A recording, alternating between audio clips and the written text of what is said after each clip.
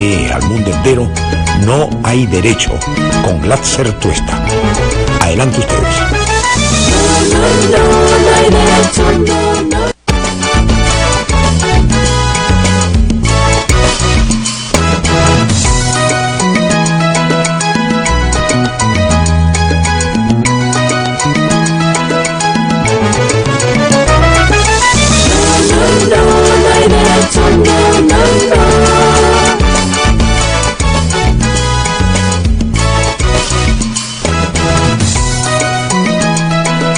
¿Qué tal, amigos y amigas? Muy buenos días a todos y todas ustedes. Muchas gracias como siempre por acompañarnos. Son las 7:05 ya de la mañana. Estamos comenzando un poquito tarde el día de hoy. Gracias a quienes nos escuchan a través del 104.7 de la FM de RBC Radio. Muchísimas gracias a quienes a esta hora de la mañana también están sintonizando alguna de las radioemisoras que integra la Red Nacional de IDL Radio, que nos permite llegar a distintas regiones. Muchas gracias también a quienes nos siguen a través de internet. Es muy fácil ubicarnos.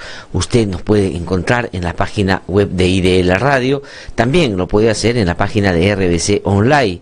También, si usted tiene la posibilidad y está habituado a utilizar las redes sociales, pues búsquenos en el Facebook. Ahí estamos transmitiendo en vivo y en directo a través de esta red social, que sin duda es muy importante y que en los últimos tiempos hemos tratado de utilizar de manera eficiente para poder llegar también a otros circuitos y a otros sectores.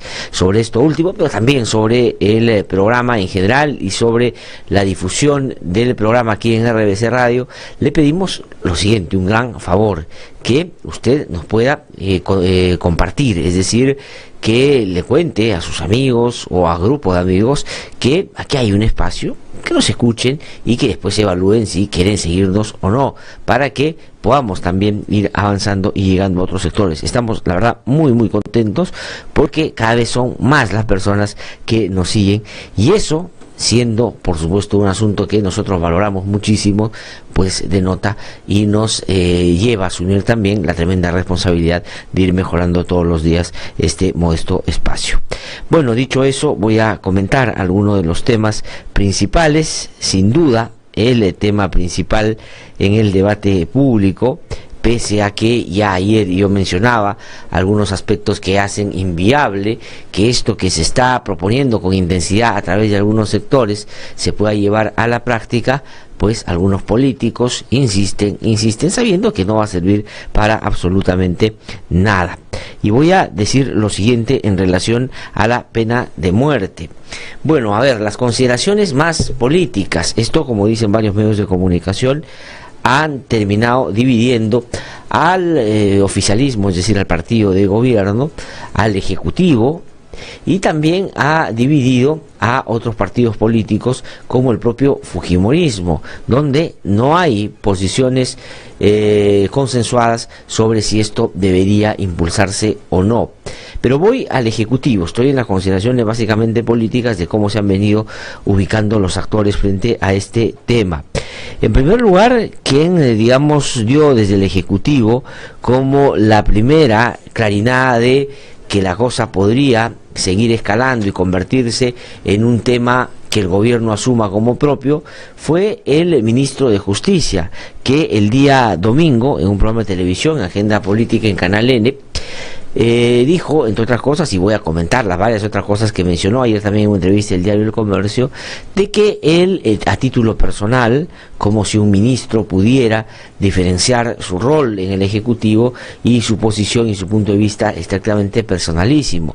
Él representa a un ministerio, además, que es el ministerio que le debe brindar al presidente las luces y los elementos suficientes para que el presidente no incurra en error y respete en primer momento, la Constitución, las leyes y con ello, por supuesto, todos los compromisos adquiridos internacionalmente. Es decir, el asesor legal del presidente salió a la televisión y dijo: a título personal, yo sí estoy de acuerdo con la pena de muerte.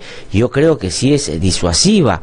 Yo creo que, a pesar de que nos digan mortícolas, yo sí estoy convencido de que es un asunto que deberíamos sacar adelante.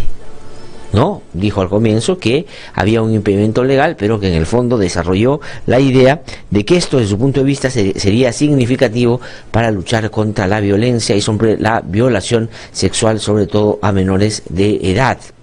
Y después de eso se generó toda esta polémica. Entonces el señor Enrique Mendoza, como si fuera, digamos, una persona muy vinculada a quienes demagógicamente han venido impulsando esto en los últimos años, porque déjenme decirles, y ustedes se deben acordar de eso, esto no es un asunto nuevo, este es un asunto que se reedita cada cierto tiempo. Es decir, cada, digamos, algunos años aparece algún, sobre todo congresista, lanza este globo de ensayo, esta cortinaza de humo, y se empieza a discutir sobre la pena de muerte. Esta vez ha sido el fujimorismo, como no, la señora Schaeffer, quien además hace poco ha defendido de una manera muy intensa las exoneraciones tributarias a las líneas aéreas bajo la lógica de promover el mercado, sabiendo, digamos, muy rápidamente después de ver la propuesta y saber qué cosa o cuáles son los objetivos, que claramente iba a beneficiar a quien desde las líneas desde las aerolíneas predomina en este mercado. Esa misma persona dijo, no, pena de muerte, y salió indignadísima y dijo que esa es la única manera que se puede acabar con la violación sexual. Entonces el ministro Enrique Mendoza se puso, digamos, el fustán naranja y salió y dijo, yo estoy de acuerdo con eso, a mí me parece bien. Pero felizmente, y eso es bueno en un sistema democrático, pues ayer digamos, hicieron el pare, le enmendaron la plana. Salió el presidente de la República, nada más ni nada menos, y le dijo al señor Enrique Mendoza, ministro de Justicia, no digamos literalmente, pero con sus afirmaciones en torno al tema que está en este momento en discusión, le dijo, ¿por qué no te callas? Aquí, dijo el presidente de la República, la Constitución no plantea, no prevé, no contiene la pena de muerte, por lo tanto es un tema cerrado.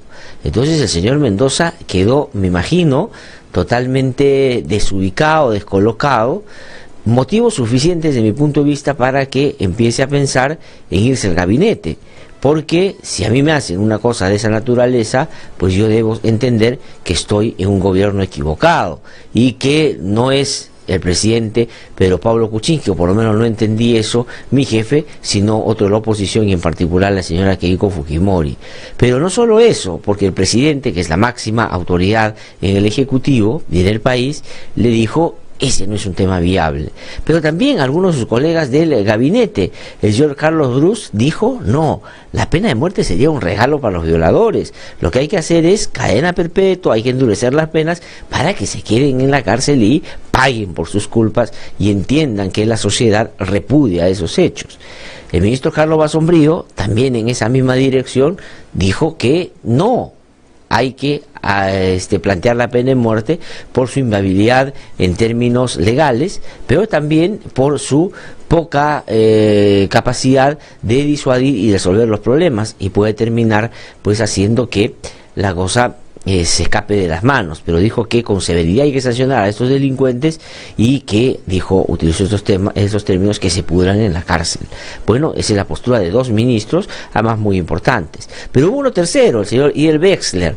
Le preguntaron también por este tema, dijo, no, yo estoy a favor de la vida siempre y no puedo permitir que por ninguna razón se mate a la gente, y por lo tanto hay que ver las penas y la situación carcelaria, pero no ir por la pena de muerte. Entonces, cuatro veces ayer en el día, solo en el Ejecutivo, porque yo me imagino que si seguían preguntando en otros lados, porque en su partido también hay varias personas que están en contra, pues el ministro de Justicia ha terminado realmente, como dice un diario el día de hoy, totalmente vapuleado. Es decir, no le han dado la razón, y desde mi punto de vista, él debería pensar, oye, no debería seguir en este gobierno, si nadie me apoya en un tema en el que él voluntariamente salió a hablar, pues debería dar un paso al costado. Acá está el correo vapuleado. Me parece que eso es lo que refleja claramente lo que pasó el día de ayer. Pero aquí, como no va a pasar absolutamente nada, y van a decir que es una cuestión de conciencia y que en términos personales piensa, pero si el gobierno piensa otra cosa, él va a acatar lo que el gobierno diga, no va a pasar absolutamente nada. Pero me parece muy bien que el propio Ejecutivo haya planteado con claridad su posición frente a este tema. Y le voy a tratar de explicar algunas consideraciones por las cuales la pena de muerte no es viable. Y decir junto con eso que cuando ustedes escuchen hablar a alguien de este tema y defenderlo con vehemencia, no se dejen llevar por el histrionismo, por la manera como actúan, por esa indignación fingida de querer hacer las cosas bien a favor de los más desprotegidos, de los más indefensos. No, entiéndalo en clave de que esto, como es muy popular y que a la gente le gusta, pues van a exhibirse para tratar de quedar como los grandes defensores de la mayoría en nuestro país, bajo la lógica de que a la gente le gusta, la gente lo respalda, la gente quiere que sea así, y que ellos van a ser los grandes abanderados de transmitir ese mensaje, de tratar de llevar a la práctica ese mensaje. Pero tengan mucho cuidado los que demagógicamente están utilizando este tema, porque si ampliar esa figura y se le preguntara a la gente también si consideran que a los políticos deberíamos hacer tal o cual cosa, deberíamos cerrar el Congreso, deberíamos acabar con tal o cual asunto, pues seguramente la gente va a decir que sí, y ellos no van a quedar bien parados. Es decir, los gobiernos democráticos y los políticos y los partidos democráticos tienen que, a través del ejercicio político o el desarrollo en la política, pues hacer algo de pedagogía. No siempre, porque buena parte de la gente está de acuerdo de medidas severas como esta, con la que en principio todos deberíamos, frente al problema, estar del mismo lado, es decir, condenar estos actos de tremenda violencia. Es terrible que esto suceda, pero la discusión está en que si la pena de muerte va a resolver o no este asunto. Entonces, cuando usted escucha hablar a una persona, diga, me está mintiendo, me está engañando, me está tomando el pelo, quiere que vote por él en el próximo proceso electoral, seguramente quiere ubicarse mejor políticamente, pero nunca crea que es para resolver el problema, porque esto no tiene ninguna evidencia de que ahí donde se aplica eso ha sucedido. Entonces, eso me parece que es importante decirlo. Pero se han partido, ¿no? En el fujimorismo también, por ejemplo, la señora Úrsula Letona, que por estos días diría yo que es como la reedición de Marta Chávez. Ese es el papel que ella quiere cumplir en el fujimorismo, y ha dicho que va a presentar un proyecto de modificación constitucional para que se saque una ley que diga que la pena de muerte está o debe habilitarse en nuestro país.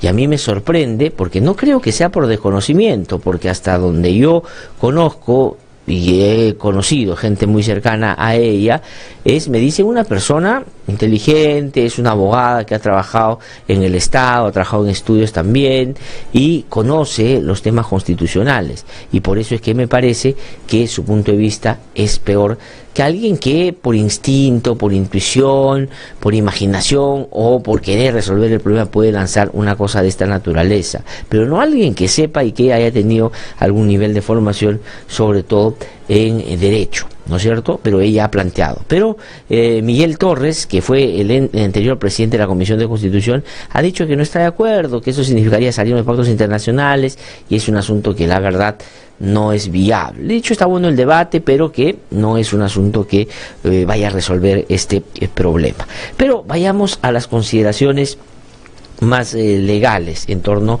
a su viabilidad. A ver, ¿qué cosa tendría que pasar para que se implemente la pena de muerte? Además, esto ya pasó en la época de Alan García.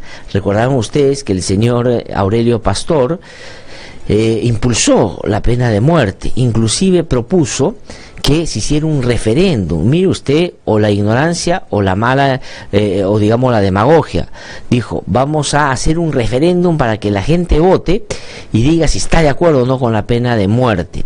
Ya Javier Velázquez Queiquén ha dicho que se debe ampliar también a otros delitos. Miren ustedes, y hasta donde sé, el señor Javier Velázquez, a pesar de que a veces no parezca, ha estudiado, entiende, una maestría en Derecho Constitucional, y debe saber, por más que no le guste, que esto es inviable. Entonces, regreso al tema de la inviabilidad en términos legales. Entonces, estos señores dicen, a ver, la pena de muerte se tiene que aplicar. Aurelio Pastor quiso hacer un referéndum y no se puede hacer referéndum en dos aspectos que, digamos, no pueden someterse a consulta popular. Uno, temas vinculados a derechos fundamentales. Tú no puedes preguntarle a la gente, ¿está usted de acuerdo con que maten a tal o cual? ¿Está usted de acuerdo de que las personas tengan nombre y apellido? ¿Está usted? No se puede, digamos, poner a debate o a una consulta popular o a un referéndum asuntos relacionados con derechos fundamentales. Y otros asuntos tampoco con impuestos, porque la gente pregunta, ¿usted cree que deberían cobrar impuestos?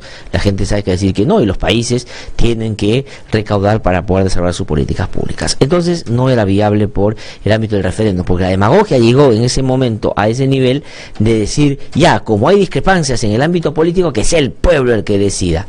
Pero claro, de repente en ese momento podían haber puesto junto con la pregunta sobre si está de acuerdo o no con la pena de muerte, si está de acuerdo o no con que cierren el Congreso, y si está de acuerdo o no con todos los políticos investigados por corrupción o que se presume han cometido actos de corrupción deberían ser expulsados del país. Pregunten eso para que vean qué cosa respondería el pueblo. Entonces no se puede hacer demagogia barata con este tema. En el Fujimori no me sorprende.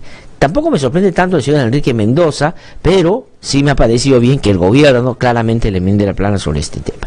Entonces, ¿por qué no es posible la pena de muerte? Primero, porque nuestra Constitución claramente plantea que la pena de muerte solo se puede aplicar en traición a la patria. ¿Y por qué? O sea, ¿por qué en el Perú no se puede? Porque nosotros no somos una isla, no somos, digamos, un punto aparte del mundo, sino que estamos vinculados por tratados internacionales en materia de derechos humanos. Así como hay tratados de libre comercio para poder comprar y vender y abrir el mercado al mundo para vender nuestros productos, los derechos humanos también son mundiales, internacionales, universales, y se basan y se sostienen en la Declaración Universal de Derechos Humanos y en el caso nuestro en el Pacto de San José de Costa Rica, que el Perú firmó voluntariamente. Nadie lo obligó, nadie le amenazó, nadie le puso una pistola, nadie le dijo, oye, tienes que hacer esto porque si no, fuimos como país, lo firmamos, lo suscribimos y luego el Congreso lo ratificó. Por lo tanto, nosotros tenemos ese compromiso internacional. Pero unos pueden decir, como dicen aquí algunos miembros de algunas bancadas, pero ¿qué importa? Podemos salirnos del pacto, podemos quitarnos para que podamos aplicar la pena de muerte en nuestro país. Pero para que eso suceda, tiene que pasar y desarrollarse un procedimiento que no es tan sencillo. Entonces nosotros tenemos un pacto internacional.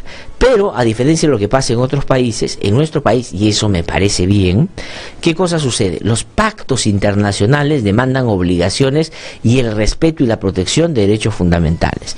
Entonces, al haber firmado estos pactos internacionales, cuando estos entran al ordenamiento nacional, entran con carácter constitucional, es decir, se constitucionalizan, entran a nuestra Constitución, tienen el valor de derecho constitucional, es decir, que aparecen en nuestra Constitución.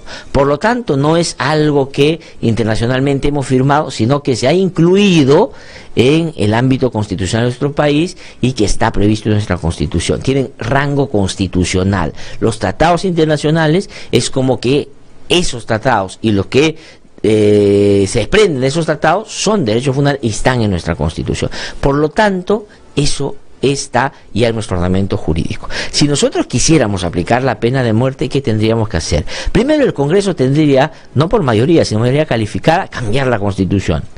No, y para eso necesita 87 votos de los 130. No sé si los consiga, porque hay varios que se han opuesto a esta medida demagógica. Pero si eso pasara, ¿no es cierto? Después el Perú tendría que denunciar el Pacto de San José.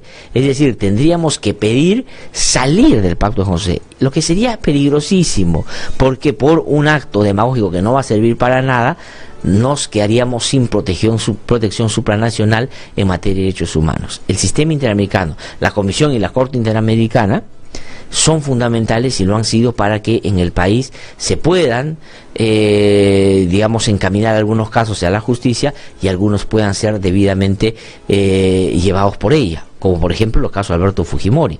Alberto Fujimori, si no hubiera actuado el sistema interamericano, no podría haber sido juzgado por la Cantuta y por Barrios Altos. Por eso es que el sistema interamericano es fundamental. Por eso es que el año 99, Fujimori, el que está preso por ladrón, por corrupto, por violador de derechos humanos, quiso que nos salgamos, que denunciemos el Pacto de San José, porque sabía que se venían los casos de violación de derechos humanos y que él iba a ser juzgado por esos casos. Y eso es lo que hoy se pretende a través del fujimorismo, que dice que ha cambiado, hacer lo mismo, que denunciemos el pacto. ¿Por qué? Para incorporar la pena de muerte. Y nosotros no podemos aplicar la pena de muerte por otra consideración que viene en los pactos internacionales. Cuando uno firma el pacto, solo se puede aplicar esa medida para aquello que en ese momento ya estaba establecido en el ordenamiento jurídico nacional. No se puede avanzar en extender esta pena para otros delitos, no se puede. Entonces, para que nos salgamos del Pacto de San José de Costa Rica tendrían que pasar 2 o 3 años, y lo que dejaría sin protección a muchos ciudadanos. ¿Eso va a pasar? No va a pasar. Por lo tanto, estas tonterías que están diciendo es pura demagogia, no sirve para absolutamente nada, y lo único que sirve es para hacer perder el tiempo. Hay que buscar otras medidas. El Congreso, por ejemplo, puede ver los presupuestos en temas de prevención de violencia, puede ver el tema de la atención a las víctimas, que sea suficientemente eficiente para que después de, o antes de, o en situaciones de indefensión ser tratados como corresponde los niños, niñas y sobre todo, y también las mujeres que son víctimas de violencia. Entonces hay otros mecanismos que los políticos no quieren hacer y prefieren distraernos con este asunto. Entonces no es posible. Además, en términos prácticos, no hay ningún país que nos diga por qué se aplicó la pena de muerte hay menos violadores. ¿En qué país? ¿En dónde aplican la pena de muerte? En Corea del Norte, en China. Eso queremos parecer. Haití.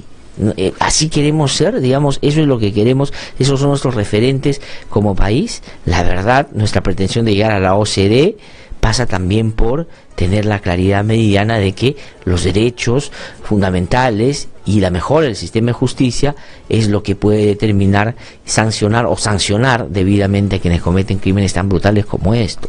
Y esto no tiene para nada que ver con que uno no se indigne y no exija que haya sanciones ejemplares para estos casos. No tiene absolutamente nada que ver con eso, sino sobre la viabilidad de este tema. Además, los márgenes de error judicial que hay en nuestro país, imagínense, tendrían que sentenciar a personas por violación y si fue un error, ¿cómo haces? Si ya lo mataste. Entonces, la verdad es que esto no sirve para absolutamente nada. Y eso deberíamos tenerlo claro. Y cada vez que veamos un político hablando de estas cosas, puedes decir, este es un mentiroso, esta es una mentirosa, porque está tratando de hacer un discurso para quedar bien con la tribuna, cuando en la práctica va a generar una nueva frustración frente a graves crímenes, atroces crímenes, que por cierto hay que condenar desde todo punto de vista. Pero me parece que la posición sea firme del Ejecutivo, que no cambie. Ahora, otra cosa que ha pasado el día de ayer tiene que ver con el Ministro de Justicia también. El Ministro de Justicia ya dijo en una entrevista en El Comercio, también en Canal N me parece, sobre que las declaraciones del Alto Comisionado de Derechos Humanos de las Naciones Unidas que estuvo en nuestro país son una injerencia, porque habló de que en el caso de Alberto Fujimori debería contemplarse opiniones internacionales sobre su salud para generar la legitimidad si se da el paso hacia el indulto. Y ayer el presidente de la República, ahí sí coincidió con el ministro de Justicia y dijo que esto era una injerencia. Y el señor canciller, el señor Ricardo Luna, ha dicho que efectivamente ha mandado un comunicado diciendo que el indulto a Fujimori es exclusivo del presidente Kuczynski y que sería una intromisión que Naciones Unidas u otros se quieran meter en un ámbito interno. Y la verdad, ahí el señor Luna, y mi crítica va también para el canciller, está, digamos, rompiendo con algo que él, me imagino, debe saber, y es que los derechos humanos tienen un sistema internacional de protección y que una de las cosas que ha venido ya sosteniendo en jurisprudencia, tanto en el sistema interamericano como en el sistema internacional o universal de derechos humanos, es que para graves crímenes de lesa humanidad no se prevén ni amnistías, ni indultos, ni cosas de esa naturaleza. Y por lo tanto hay sobre todo cuando este caso ha sido visto por la comunidad internacional y por los entes supranacionales, una opinión que desde fuera se pueda dar sobre esto que hasta hace pocos días sonaba muy fuerte y tenía que ver con el indulto a Alberto Fujimori. Claro, lo que pasa es que el señor Ricardo Luna, que hoy es canciller, debería, por una cuestión de transparencia, hacernos recordar o decirle a la gente que él fue embajador del Perú en Washington todo el régimen de Alberto Fujimori. Cuando Alberto Fujimori quiso salir de la competencia de la Corte Interamericana de Derechos Humanos y sacarnos del Pacto de San José de Costa Rica, el señor Luna era uno de sus embajadores más predilectos, y durante todo ese periodo donde se rompió la institucionalidad democrática, se abusó en el ejercicio del poder, se violó derechos humanos y se generaron tremendos actos de corrupción, él fue embajador en Estados Unidos. Ahí conoció a Pedro Pablo Kuczynski, cuando Pedro Pablo Kuczynski vivía en Estados Unidos, y de ahí ahora en su gobierno se lo trajo o se lo puso a trabajar ahí en la Cancillería. Entonces, él ya tiene un comportamiento previo que debería explicar para poder entender que con este tipo de consideraciones que ayer acaba de hacer sobre el Alto Comisionado de Derechos Humanos, está siendo sumamente coherente con su propia trayectoria. Son las 7:30 de la mañana.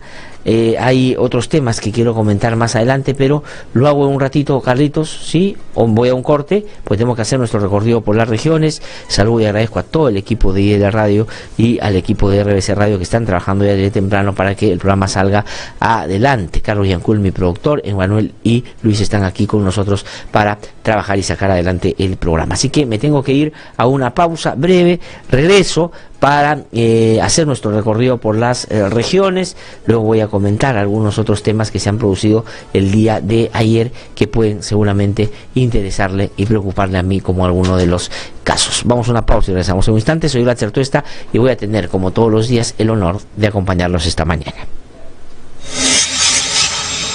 Soy Raida Cóndor, madre de Armando Amaro Cóndor. Mi hijo estudiaba en la Universidad La Cantuta y fue secuestrado el 18 de julio de 1992. Fue secuestrado por Grupo Colina, mandato de Fujimori. El indulto es un insulto para nosotros. Pásame la pelota, Miguel, pásamela. No, mejor a mí, pásamela a mí. Allí va.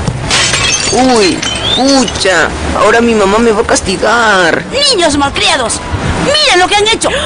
¿Qué pasó, muchachos? Mami, de casualidad rompimos la luna de la ventana de la señora Rosa. Ay, aquí hay muchas cosas que se pueden romper. Por eso siempre les decimos que tengan cuidado y no hay que jugar en esta área común con pelotas. Sí, mami, te prometemos no jugar fútbol acá. Ay, lo sé, confío que no lo harán. Qué buena gente que es usted, señora. Mi mamá ya me hubiera pegado. Ganas de pegarles a mí no me faltan. ¿Y mi ventana? ¿Quién lo arreglará? Yo arreglaré su ventana, señora Rosa, y conversaré bien con ellos para que eso no vuelva a suceder. Pero no con violencia. Pues pegándoles o gritándoles a los niños no es la forma adecuada de enseñarles. ¿Usted cree?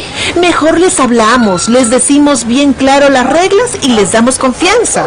Discúlpenos, señora Rosa. Los niños, niñas y adolescentes, sin exclusión alguna, tenemos derecho al buen trato en nuestra educación y formación para desarrollarnos integralmente. La ley número 30403 prohíbe el uso del castigo físico y humillante contra los niños, niñas y adolescentes. Campaña Nacional contra el Castigo Físico y Humillante. Atrévete a criar con amor, con el apoyo de... Que no te cuenten cuentos, el Diario 1 te cuenta la verdad. Compra el Diario 1, el diario oficial de la realidad peruana.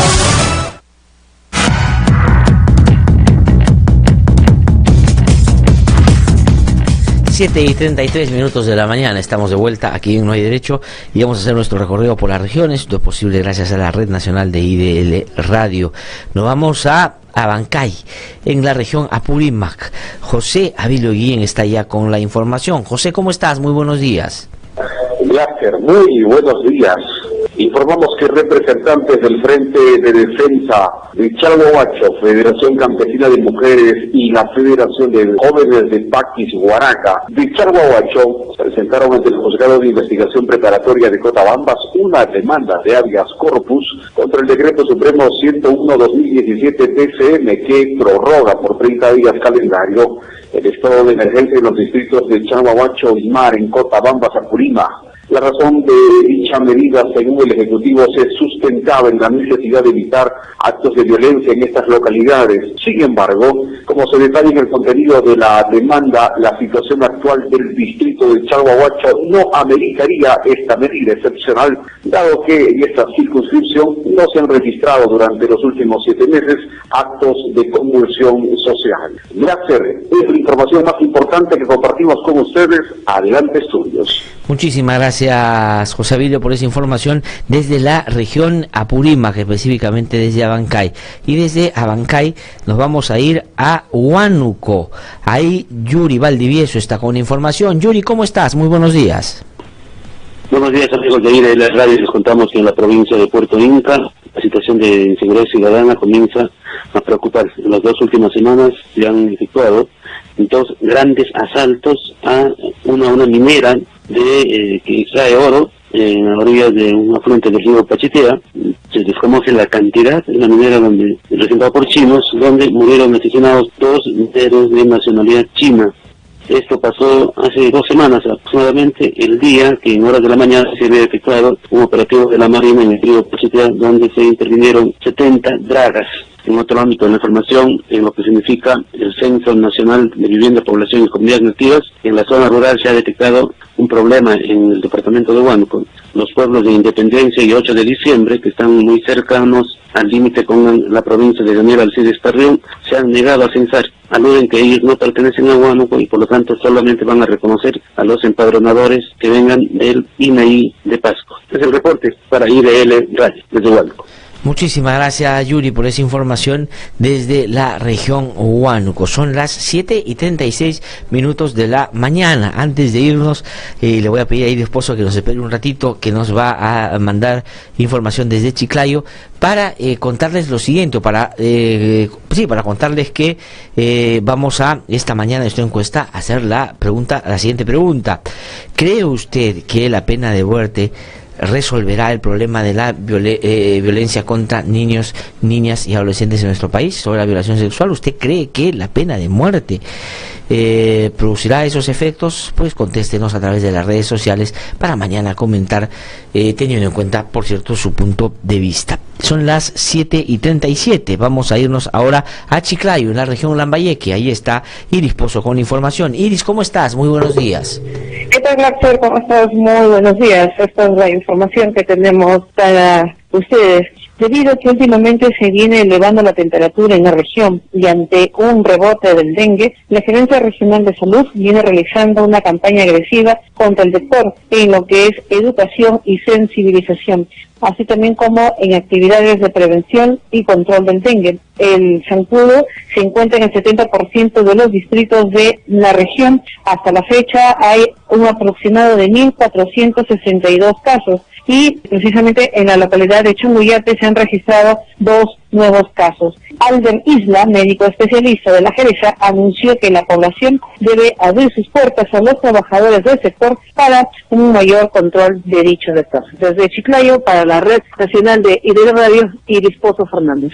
Muchísimas gracias, Iris, por esa información desde la región Lambayeque, específicamente desde Chiclayo. Tengo que ir a una pausa, regreso en un instante. Estamos aquí en No Hay Derecho y espero que cuando volvamos esté usted ahí del otro lado. Ya volvemos.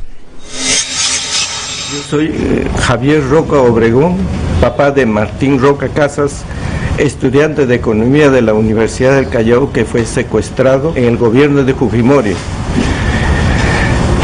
Fue secuestrado y conducido al sótano del Servicio de Inteligencia del Ejército, donde fue torturado, asesinado e incinerado por los militares. Por lo tanto, el indulto será un insulto. Todos tenemos derecho a un buen trato. Muy bien, niños. niños, la lección está aprendida. Señorita, antes cuando yo hacía alguna travesura, mi papá de frente me gritaba o me jalaba los cabellos. Ahora me habla y me pide que me porte bien. Todos ustedes merecen un buen trato, pero también tienen el deber de obedecer y portarse bien. Señorita, mi mami me contó que antes sus papitos le pegaban con la correa. Y en el colegio, los profesores con regla en la mano. ¡Ay, qué miedo! Uy, eso estaba muy mal. Seguro que los niños crecían tristes y con mucho miedo. Ahora todos sabemos que la educación debe venir con cariño y respeto, escuchando nuestras opiniones y explicándonos bien clarito lo que debemos o no debemos hacer. Y los papitos también lo saben. ¡Qué buena clase hemos tenido!, ¿no, chicos? ¡Sí! Promovamos entre los niños y niñas el ejercicio de sus derechos y de sus responsabilidades. Fortalezcamos su participación organizada y el disfrute del aprendizaje libre de violencia y en sana convivencia. Los niños, niñas y adolescentes, sin exclusión alguna, tenemos derecho al buen trato, un comportamiento respetuoso y fraterno entre maestros y alumnos. La ley número 30403 prohíbe el uso del castigo físico y humillante contra los niños, niñas y adolescentes. Campaña Nacional contra el Castigo Físico y Humillante. Atrévete a criar con amor, con el apoyo de ASDI. Que no te cuenten cuentos, el Diario 1 te cuenta la verdad. Compra el Diario 1, el diario oficial de la realidad peruana. RBC 104.7. La otra forma de vivir.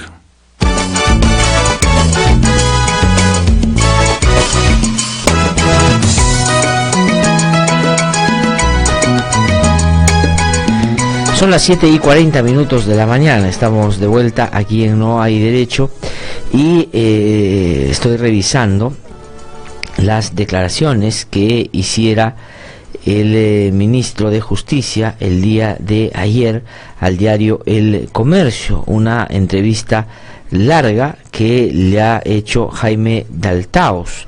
Y hay un tema que quisiera comentar, hay varios.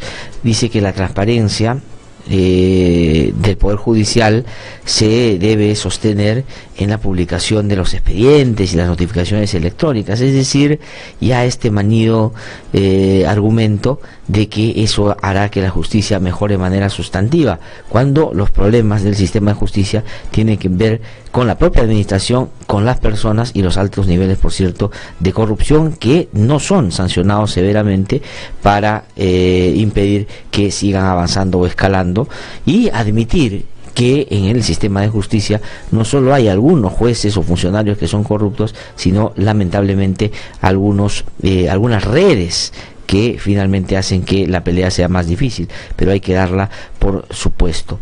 Pero también habla sobre otros aspectos, y hay uno que, bueno, no encuentro en la versión electrónica, pero que está vinculado a lo siguiente. Ahí está. Se ha planteado, le pregunta Jaime Daltaos, que haya una jurisdicción nacional para juzgar a dirigentes que bloquean carreteras, toman aeropuertos y al final nunca son acusados ni sancionados, porque los fiscales y jueces locales se inhiben. Entonces dice el señor Enrique Mendoza que debería expresar esa severidad en otros temas y esa claridad. Lo siguiente, dice: sí, efectivamente, yo pregunté cuántos detenidos había por bloquear carreteras, puentes y tomas de aeropuertos. ¡Ninguno! Es una retahíla de omisiones, más las 3 razones del oidor: miedo, más miedo, más miedo. Ni los policías quieren detener a un manifestante, porque lo más probable es que los denuncien y el juez les abra procesos. Entonces este es un mundo al revés, no hay sanciones. Yo estoy pidiendo que se revise toda esa legislación, a ver qué propondremos o qué proponemos para que pasen a salas nacionales. Tiene que acreditarse que ha sido una organización o que tiene repercusión o consecuencia a nivel nacional. Entonces el señor Enrique Mendoza sí está muy preocupado, está muy atento a lo que suceda con el tema de las protestas, las manifestaciones. Obviamente que nadie va a estar a favor de que puedan llegar a mayores y se generen actos de violencia, pero dice que ese es un tema que le preocupa y por ahí es que va a impulsar algunas medidas. Sería bueno que esa intensidad de su planteamiento y ese énfasis que le pone a un asunto de esta naturaleza se debería trasladar a tantos otros que en el Ministerio de Justicia lamentablemente está retrocediendo, porque él ha llegado y ha dejado de impulsar o ha dicho que ya no se impulsen algunos asuntos que son fundamentales y que tienen que ver con todavía asignaciones pendientes en materia de igualdad ante la ley. Y eso me parece que el señor está ahí para más bien ir desactivando poco a poco lo que la gestión de Marisol Pérez Tello hizo en algunos aspectos. Son las 7:44 de la mañana. Y otro tema que quiero mencionar, hoy día va a estar en el Congreso, en la Comisión de Justicia, el señor Guido Águila, que es presidente del Consejo Nacional de la Magistratura, que ya el otro día, y le agradezco por esa tremenda publicidad que nos ha dicho que el IDL tiene y está por tomar el sistema de justicia. Bueno, si él lo dice, bueno, gracias por la, como digo, publicidad. Pero el señor ha dicho una serie de hechos que no son exactos y ha hablado de una animadversión y un interés de desprestigiarlo a él, de prestar al Consejo de la Magistratura. No es esa nuestra intención, por supuesto. Lo invito a que pueda venir acá al programa para discutir esos temas. A nosotros nos preocupan los conflictos de intereses, nos preocupa la mala actuación de algunos consejeros y nos preocupa que la decisión sobre qué tipo de jueces y fiscales va a tener la judicatura en nuestro país esté en manos de algunas personas que la verdad tienen una dudosa reputación. Y eso creo que no es muy difícil de notar si uno sigue con atención algunas de las participaciones de estos consejeros en el ejercicio diario de sus funciones. Pero hasta donde yo he podido conocer, por informaciones que he tenido de consejeros del Consejo y gente que trabaja ahí en torno al último concurso, al concurso que está vigente, el concurso de jueces supremos, hasta donde entiendo, hubo la semana pasada una votación y han decidido suspender el concurso, pero esto no ha sido todavía difundido. Sería bueno que la magistratura aclare si esto es así, que lo confirme o que niegue que esto ha sucedido, pero yo tengo información de que esa es la decisión que se ha tomado. Ahora, parecería que el señor Guido Águila está yendo a la Comisión de Justicia y, dependiendo de la exigencia de algunos congresistas sobre el papel que están cumpliendo en el Consejo de la Magistratura, va o está llevando como comodín el anunciar que han suspendido el concurso para tratar de tranquilizar a algunos parlamentarios que han pedido o han hecho ya este pedido, pero ya la decisión se habría tomado la semana pasada. Ese es un asunto que a mí me cuentan dos personas que ha sucedido y vamos a ver si reacciona el Consejo y confirma o desmiente esta información. Pero en todo caso, aquí hay espacio siempre para poder seguir conversando sobre estos temas de la justicia, que son tan importantes en general y en cualquier contexto, pero sobre todo cuando tenemos los serios y severos problemas que hay en la administración de algunos casos que son no solo, digamos, muy mediáticos, que son muy importantes por sus protagonistas, sino que claramente interpelan y cuestionan el comportamiento de políticos, entre ellos algunos expresidentes o algunos que no ganaron la elección, pero que se sienten presidenta como Keiko Fujimori y que tienen una bancada bravucona en el Congreso y que ahora están acusando a Pablo Sánchez de ser el verdugo del Fujimorismo, el perseguidor del Fujimorismo, y ahí están acusando a algunos fiscales diciendo que son o pertenecen al no a Keiko. Y este es un asunto que, por cierto, no es así. No es así. Y se están haciendo, buscando hacer las cosas o midiéndolas con la misma vara. No puede ser posible que para uno se aplique con intensidad la ley y otros, porque tienen peso político, porque tienen una bancada grande, porque manejan algunos medios de comunicación, hay que tratarlos con guante de seda. Eso no es posible en una sociedad democrática que tanto nos costó recuperar de las garras y de las manos de muchos que hoy siguen en la bancada fujimorista o siguen auspiciando este fujimorismo que ciertamente no ha cambiado en los asuntos fundamentales. Son las 7:48 de la mañana. El doctor Santiago Cantón ha sido secretario ejecutivo de la Comisión Interamericana de Derechos Humanos por varios años. Es una de las personas que, sin duda por su trabajo, pero por su formación, conoce mucho el sistema interamericano de derechos humanos, el sistema universal de derechos humanos, el sistema internacional de protección de derechos humanos, y él ha tenido la gentileza de contestar nuestra llamada para que desde la experiencia concreta, desde la discusión interamericana, universal, desde la evidencia, nos pueda dar algunas luces ahora que en el Perú se ha reeditado nuevamente la discusión sobre la aplicación de la pena de muerte para casos de violadores de menores de edad. ¿Es posible hacerlo? ¿Cuál sería el procedimiento? ¿Ha demostrado la pena de muerte ahí donde se aplica que es disuasiva, que resuelve los problemas, que los violadores dejan de serlo porque creen que pueden terminar, digamos, en esta, o siendo sometidos a esta pena capital?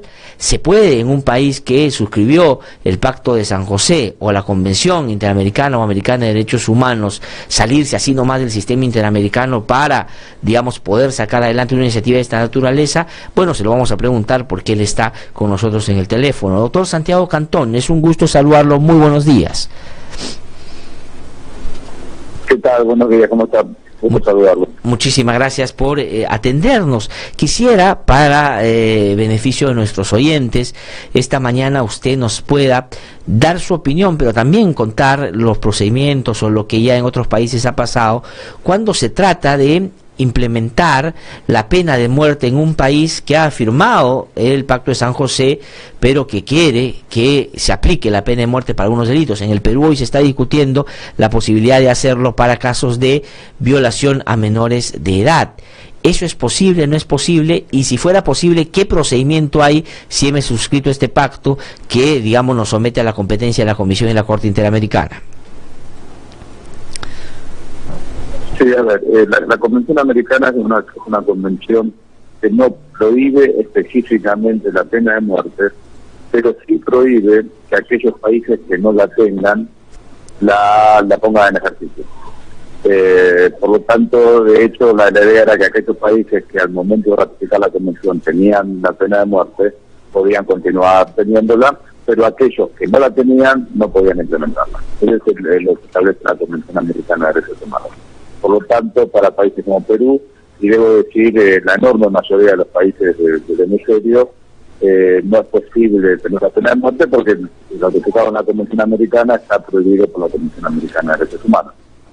Aquí quiero un poco también traer a colación a nivel mundial la tendencia universal de las últimas décadas ha sido la derogación de la pena de muerte de los distintos en la mayoría de los países del mundo. Hay una reducción clara en el mundo en cuanto a la aplicación de la pena de muerte, con algunas excepciones, mayoritariamente en China, en Estados Unidos. Inclusive en Estados Unidos también ha habido una reducción en cuanto a los estados que aplican la pena de muerte. O sea, la tendencia universal es no usar la pena de muerte, creo que es importante tenerlo presente, y de nuestra región, ningún país de América Latina tiene la pena de muerte, con excepción Guatemala, que hace décadas que no la aplica, raras veces, y luego algunos países del Caribe. Pero América Latina, Hispanoamérica no tiene la pena de muerte. Eso quiere decir, doctor Santiago Cantón, que si en el Perú se avanzara en esta idea, estaríamos siendo a contracorriente de lo que la mayoría de los países en la región y en el mundo están haciendo con la pena de muerte. Es decir, seríamos como, digamos, un país que está yendo en contra de lo que en otros países probablemente no ha funcionado y que claramente contradice algunos de los acuerdos o de los convenios que estos países han firmado internacionalmente. Debe ser, sin duda, o sea, sería para las personas que no estén interesadas, simplemente entrar a la página de Amnistía Internacional Mundial, que ha tenido una campaña muy fuerte en materia de la pena de muerte, y ahí están las estadísticas de cómo a nivel mundial durante décadas se ha ido reduciendo sistemáticamente sin usar la pena de muerte, o sea que se estaría claramente en contra de la tendencia mundial y de esa regional. Ningún país de América Latina tiene la pena de muerte. Sí. Es importante no lo presente. Y por el lado de la Convención Americana sería una violación manifiesta a lo que establece la Convención Americana, de la cual debe ser de paz. Sí, doctor Santiago Cantón, ahora quería preguntarle por dos aspectos que, digamos, inevitablemente se tienen que discutir cuando uno hace una propuesta de esta naturaleza.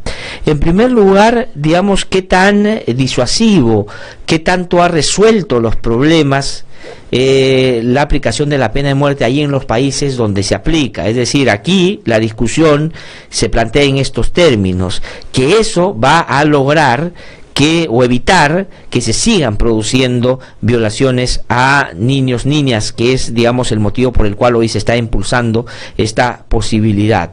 De lo que usted conoce, digamos, desde una lectura regional o del mundo, ¿esto es así? Es decir, ahí donde en los países donde se ha aplicado, se han disminuido sustantivamente los índices de aquel delito por el cual se aplica la pena de muerte.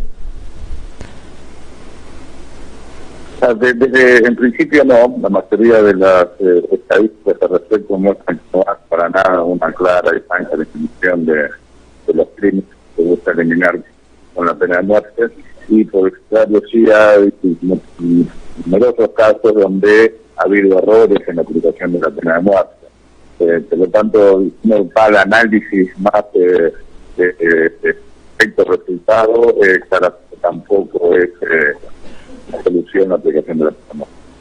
Y el otro ámbito, digamos, si se quisiera avanzar en sacar adelante a como dé lugar el tema de la pena de muerte en el Perú para estos casos, y nosotros no solo hemos firmado, sino hemos ratificado la Convención Americana y, digamos, hemos suscrito otros convenios internacionales. ¿Qué tendría que hacer el Perú frente al sistema interamericano, a la Convención Americana o al Pacto de San José, para que esto pudiera tener, si uno quiere, para decirlo en términos más coloquiales, como la cancha libre para que la pena de muerte se pueda aplicar acá? ¿Cuál es el procedimiento? ¿Cuánto dura? ¿Es sencillo? ¿Es fácil? ¿Otros lo han intentado? A ver, el procedimiento son dos cosas por separado, ¿no? Una vez, ¿cuál es el procedimiento para renunciar a la Convención Americana? Y eso está claramente establecido en la Convención Americana, y una vez que se hace el procedimiento, que se envía una notificación a la Secretaría de la Asamblea General y una serie de pasos de la burocracia internacional, una vez que se avanza por ese lado, transcurre un año más hasta que de efecto la renuncia por parte del Perú. Los países que lo han intentado hacer, que lo han hecho, digamos, con Trinidad y Tobago, específicamente por el tema de pena de muerte, hace un par de décadas atrás, y Venezuela recientemente por varios motivos. Son los únicos países de la región. Recordemos que se lo intentó aquí en la época de Fujimori, pero que la Corte Interamericana decidió que la renuncia de Perú no había cumplido con los requisitos básicos. Ahora bien, dicho esto, no es necesario, desde un punto de vista técnico, no es necesario que se renuncie a la Convención Americana. Pueden aplicar la pena de muerte y estar en clara violación de la Convención Americana, pero sigue teniendo que ser atención para la cosa. Claro, pero eso significaría que, digamos, estemos como una isla al margen de todo el sistema de protección. De acuerdo, y sería una clara violación manifiesta a la Convención Americana, desde ya. En ambos casos estamos hablando de una violación, de un retroceso importante, tanto que se aplique con la Convención vigente, como que no se aplique, donde también explica claramente el retroceso importante. Pero en ambos casos sería un retroceso en la vigencia de los derechos humanos muy importante. Sí, doctor Santiago Cantón, para terminar, porque entiendo que Carlos Yancul, mi productor, lo ha sacado de una actividad para que gentilmente nos pueda contestar esta mañana. Una última pregunta sobre este tema, y aquí termino, con cargo a que otro día podamos hablar, sin duda, sobre otros temas que podamos... Sí, le preguntaba lo siguiente.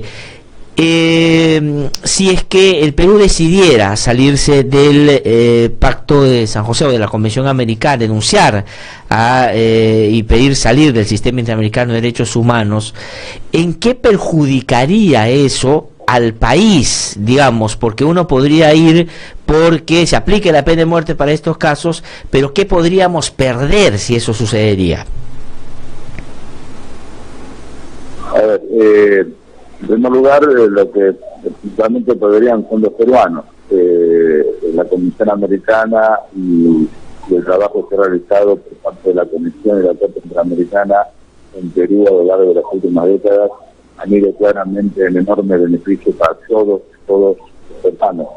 Es importante tener eso muy presente, tiene un impacto concreto en la vida de las personas, la vigencia de los derechos humanos, en particular la Comisión Americana, en todos los países y realmente insisto, una importancia directa, afecta directamente a todas las personas. Pero el primer impacto que tendría es eso. En el mundo tenemos el privilegio latinoamericano de tener un sistema interamericano que funciona muy bien, y quedar fuera de eso es quitar una red de protección para todos los habitantes que funciona, que ha funcionado de manera excelente, y Perú es un buen ejemplo de eso. Y por otro lado es quedarse afuera del club de los países que respetan los derechos humanos. Creo que eso no es bueno para ningún país. La mera idea de pensar que un país quiere retirarse de un sistema y su objetivo es proteger y mejorar los derechos de las personas, creo que no habla bien de la voluntad que puede tener un país. Muy bien. Doctor Santiago Cantón, le agradezco mucho por haber conversado con nosotros. Siempre es un gusto poder dialogar, pero también es importante en un momento en el que aquí la cosa se va poniendo efervescente, tener voces que conocen y saben y tienen, digamos, conocimiento sobre estos temas para, ojalá, hacer que la cosa se encauce debidamente. Muchísimas gracias por haber conversado con nosotros. RBC. No, al contrario, muchas gracias a ustedes por llamar. Muy amable, muy amable. Ha sido Santiago Cantón, entonces, secretario ejecutivo que fue secretario ejecutivo de la Comisión Interamericana de Derechos Humanos, ha conversado con nosotros. Ahí ustedes lo han escuchado, clarísimo, digamos, todo lo que perderíamos si seguimos en esta idea, la verdad, bastante demagógica, que se le ha ocurrido a los fujimoristas, que ha tenido asidero en algunos medios de comunicación y que, como no, dentro del partido de gobierno también ha tenido algún nivel de acogida, pero felizmente el presidente del país, el señor Pedro Pablo Kuczynski, algunos de sus ministros, salvo el ministro de Justicia, la verdad que se coloca con esas declaraciones que ha hecho del lado de los fujimoristas, pues creo que le han puesto el par y han dicho que esto no va. Ojalá que esto no prospere, que ya de una vez se resuelva esta discusión que no sirve para nada y que se pongan a trabajar para realmente atacar las causas estructurales de un problema tan serio, tan doloroso, tan dramático como la violencia en sus diferentes manifestaciones. Vamos a una pausa, regresamos en un instante y cuando volvamos vamos a conversar con la congresista Jenny Vilcatoma, que está allá en nuestros estudios. Soy Norma Méndez Díaz, madre de Melissa Alfaro Méndez, una joven de 23 años que falleció por un sobrebomba enviado por el Estado de nuestro país a cargo de Alberto Fujimori el 10 de octubre de 1991. Nosotros los familiares estamos en desacuerdo con el indulto porque contravendría las leyes, porque creemos que los que cometen delitos deben cumplir su condena, sean presidentes, sean políticos, sea quien sea. No, las leyes se deben cumplir. Como familiar decimos, el indulto es insulto. Ya, Luchito, en 5 minutos apaga la computadora. Ya jugaste el tiempo que acordamos. Ya, mami, ya casi termino. Un ratito. Nadie sale al recreo si no terminaron de escribir. ¡No! Ojo, ya les avisé que eso pasaría, ¿ah? Sí, profe, me falta una línea y termino. A mí me falta, pero me apuraré. Mira, mami, ya manejo mi bici solita. No, niña, no lo hagas, te puedes caer. No le asuste, señora. Vamos a darle confianza. Vamos, hijita, tú puedes. ¡Sí, lo hice! Pero yo quiero este juego. Lo siento, hijo, cuesta caro. Veremos luego si podemos comprarlo, ¿ya? Está bien, tienes razón, papito. Además cuesta muy caro. Gracias por comprender. Pero esta figurita cuesta mucho menos. ¿Me compras? Para esto sí me alcanza. Te lo compro.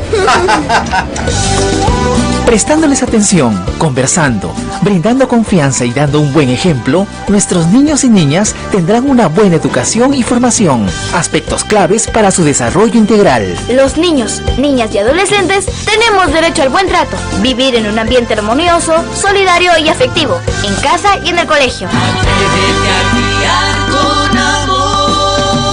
La ley número 30403 prohíbe el uso del castigo físico y humillante contra los niños, niñas y adolescentes. Campaña Nacional contra el Castigo Físico y Humillante. Atrévete a criar con amor, con el apoyo de ASDI. Que no te cuenten cuentos, el Diario 1 te cuenta la verdad. Compra el Diario 1, el diario oficial de la realidad peruana. RBC 104.7, la otra forma de vivir.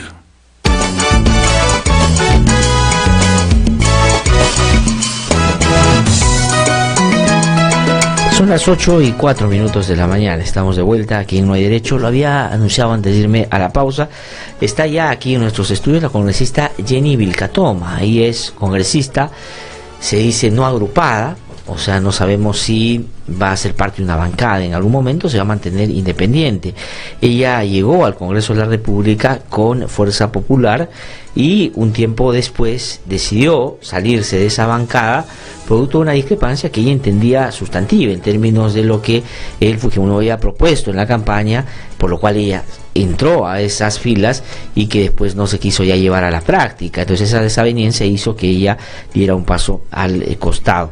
Hoy ha venido para hablar de varios temas. Con esta Jenny Vilcatoma, es un gusto saludarla, muy buenos días. Buenos días, Cláster, muchas gracias. Fue procuradora también y fue fiscal también y estuvo muy involucrada en las investigaciones, por ejemplo, del caso Ancash, cuando fue fiscal justamente en esta región, y después trabajó temas anticorrupción que vamos a recordar con ella en un ratito. Buenos días, congresista Vilcatoma, nuevamente. Gracias. Bueno, a ver, yo la había invitado por otros temas, pero inevitablemente tengo que preguntarle, por esto que en estos últimos días ha hecho mucho eco, ¿no? Y tiene que ver con la posibilidad de que se puede implementar en nuestro país la pena de muerte para delitos de violación sexual, sobre todo para menores de edad.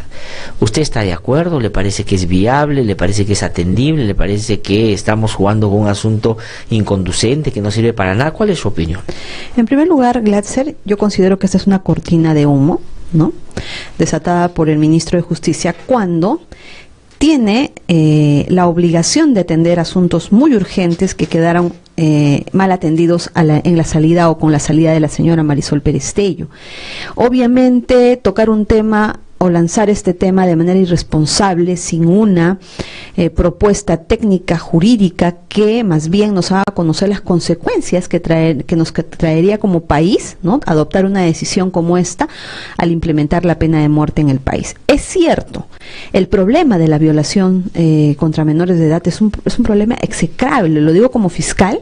Yo he llevado varios casos a nivel de juicio oral en Villa María del Triunfo, donde hay una incidencia de violación sexual increíble. Bueno, terrible. Digamos, en esa zona del Lima Sur se produjo esta violación a esta censista el día del censo también, ¿no? Así es. Padres, tíos, amigos, compadres, niños y niñas, ¿no?, vulnerados sexualmente, ¿no?, de manera, pareciera que fuera tierra de nadie, y estoy segura que esto se repite en todos los distritos fiscales y distritos judiciales a nivel nacional. Pero, por ejemplo, la mala investigación, ¿no?, la pésima investigación que se lleva en etapa preliminar, genera precisamente impunidad, porque en un juicio oral no se puede probar, ¿no?, digamos, la responsabilidad penal de quien se le está imputando este delito. Y he visto cómo en reiteradas oportunidades no se han dictado sentencias.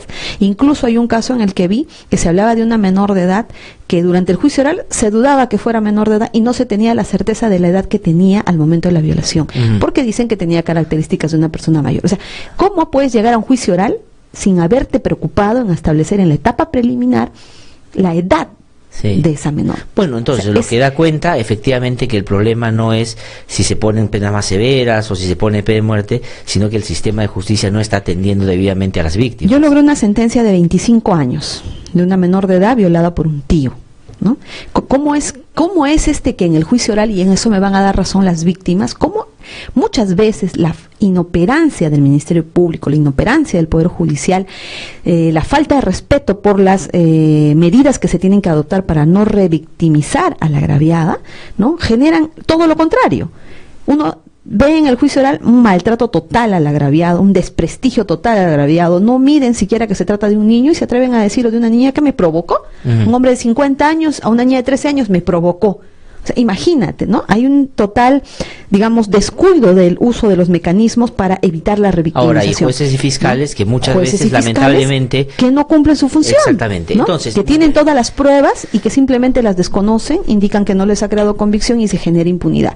Entonces, ¿a qué voy? Si hay 25 años, hay 30 años que se pueden imponer, ¿verdad? Y no se imponen. ¿Vas a solucionarlo con una pena de muerte?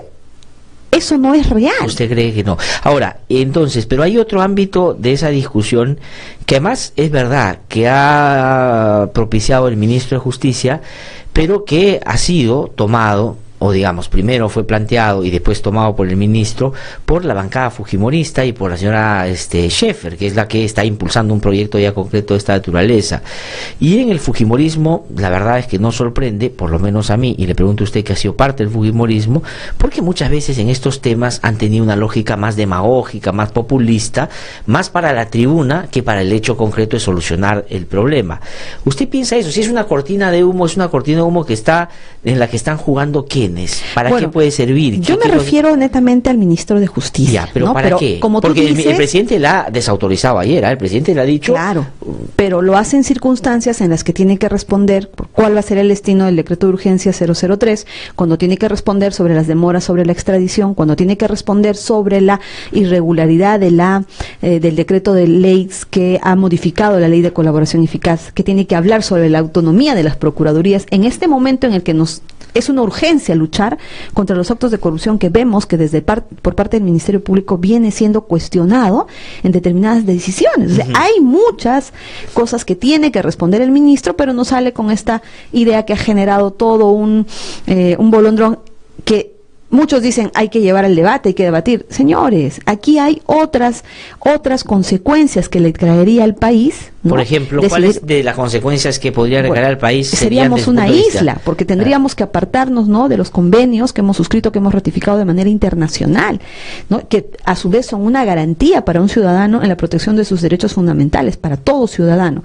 Ahora, ha sido acogido, sí, por otras bancadas, que yo también me pregunto, ¿no?, tú vas a plantear la pena de muerte en el país, pero necesariamente vas a tener que plantear cuál va a ser el mecanismo, ¿no?, para poder afrontar los problemas que van a venir como consecuencia de apartarnos o de tomar esta decisión respecto a los convenios que hemos suscrito. Pero hay una sola posibilidad de un solo procedimiento, que tendríamos que denunciar el Pacto de San José, tendríamos que salirnos de la competencia de la Comisión de la Corte Interamericana de Derechos Humanos. Eso es lo que tendría que pasar de todas maneras. Ese proyecto de ley tendría que venir indicándonos, ¿no?, que vamos a tener que salirnos. Ya, y al pero salirnos, los fujimoristas dicen que ¿no?, sí, nos salimos, pues, ¿cuál es el problema? ¿Y cuál es el costo-beneficio de esa norma? ¿No? En relación a todos los ciudadanos, ¿no?, que necesitan que sus derechos tengan una instancia donde acudir y pero justamente, instrumentos internacionales. Eso pasó en el año 99, o sea, digamos, Alberto Fujimori denunció el Pacto de San José y pidió que nos retiramos la competencia de la Corte Interamericana de Derechos Humanos porque él ya sabía que la Corte, la Comisión primero y la Corte, sobre todo por los casos, iban después a ponerlo en el banquillo de los acusados, pidiendo al Estado peruano que sancione severamente casos de violación de derechos humanos. Ha sucedido, pero el escenario el día de hoy es diferente. Pero el fujimorismo es el mismo, ¿o no? Bueno, tenemos un fujimorismo que intenta renovarse, que lo que ha dicho públicamente de manera reiterada que es un fujimorismo diferente, que es un fujimorismo que quiere respetar la democracia. Entonces ahí se van a encontrar, ¿no?, con sus mismas palabras, con sus mismas promesas y van a tener que sopesar. Ahora, o sea, pero es digamos, una decisión que Glatzer no se puede, o sea, es un tema que no se puede poner de manera irresponsable en el debate, pues porque no es solamente el hecho de ponerlo en una ley, trae consecuencias jurídicas a nivel internacional,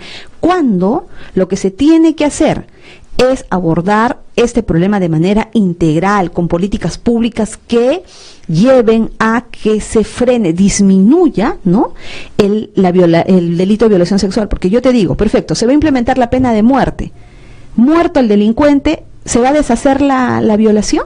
¿No?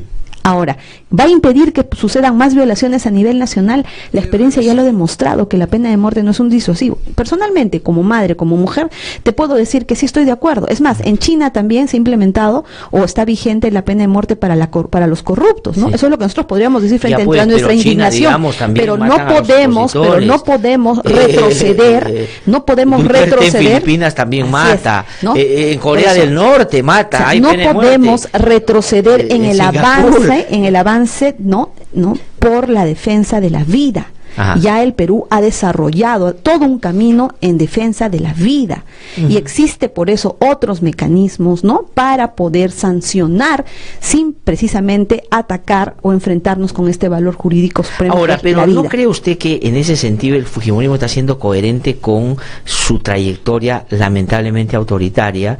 Porque ellos no quieren el sistema interamericano y que han buscado un pretexto ahora que, digamos, genera mucha sensibilidad, obviamente. ¿Quién va a estar en contra de que se sancione severamente a los violadores y asesinos de niños? Yo tengo una hija también y todos actuamos instintivamente y decimos, oye, esto no puede seguir sucediendo, pero la racionalidad nos lleva a ver que es posible sacar adelante y que tiene impedimentos serios. Pero ellos están insistiendo en esa línea y, como repito, el año 99 Fujimori no quiso sacar el sistema interamericano. Vamos a esperar, por cuanto, si bien hay voces, ¿no?, importantes dentro del fujimorismo que están de acuerdo, también hay otras voces dentro del mismo fujimorismo, dentro de Fuerza Popular, que se oponen, ¿no?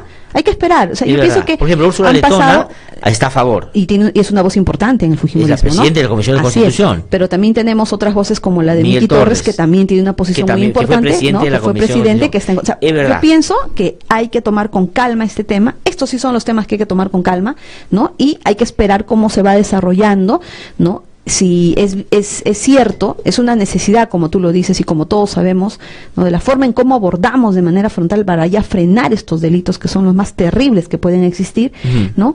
O en el debate, como dicen, ahora encuentren formas y obviamente se tenga que valorar, ¿no?, cuáles serían las consecuencias para el país. Ahora, entonces regreso a la afirmación que usted hizo al comienzo para entrar a otros temas. Dice, cortina de humo que el señor ministro de Justicia, el señor Mendoza, ha lanzado para que no le prestemos atención a aspectos en el que debería él estar resolviendo asuntos fundamentales.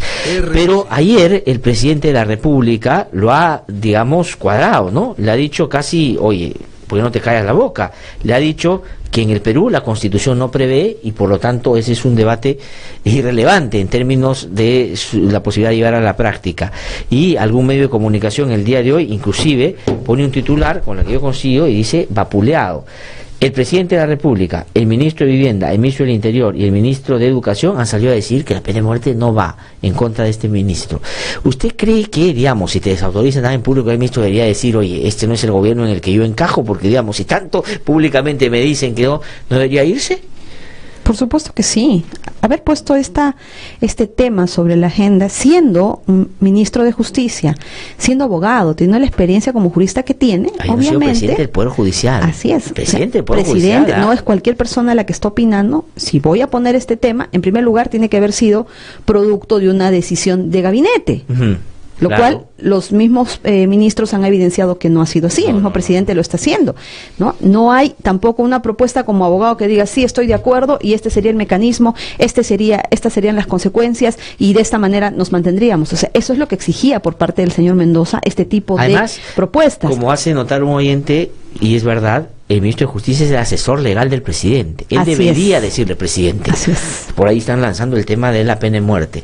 Estos son, digamos, todos los argumentos que impiden que eso se pueda. Pero no, él ha salido y se ha sumado con un fujimorista más. Entonces, ¿cree usted que, digamos, al haber sido desautorizado de una manera tan evidente, debería él irse del ministerio? Así es, y porque no le está dando la prioridad que necesita su sector en este momento. Ahora, Odebrecht y su corrupción generalizada. A ver, ¿qué cosa es el ministro de Justicia que debería, a lo que debería estar dedicándose, lejos de estar metiéndose en una cuestión perdiendo el tiempo en estos temas, cuando debería.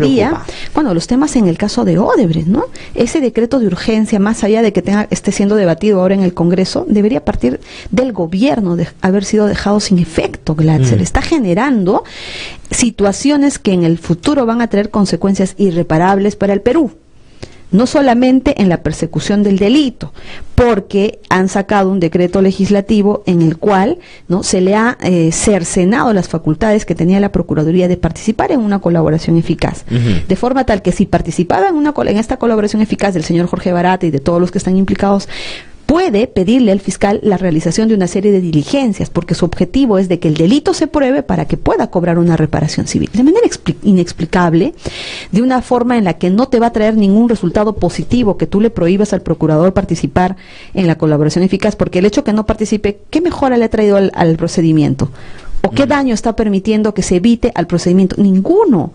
Es como que tú adrede sacas a todo aquel que va a tener ojos y oídos en este procedimiento. Ya, pero porque si esa fuera, desde como dice usted, es su punto de vista, la intención del gobierno de hacer que el procurador ya no esté en un decreto legislativo, así lo ha planteado, ¿para qué? ¿Para beneficiar a quién? A la empresa Odebrecht. ¿Pero por qué? ¿Por qué el gobierno, digamos, en este momento estaría interesado en darle un salvavidas? Sumemos a este tema de la colaboración eficaz, este decreto de urgencia. La colaboración eficaz evita que el procurador pueda tener conocimiento y pedir las diligencias necesarias para que se pueda lograr probar el delito y pueda cobrar la reparación civil. En el plano de la reparación civil, con el decreto de urgencia, lo único que se ha generado, y hay que darnos cuenta que estas dos normas se han dado en forma posterior al inicio de las investigaciones.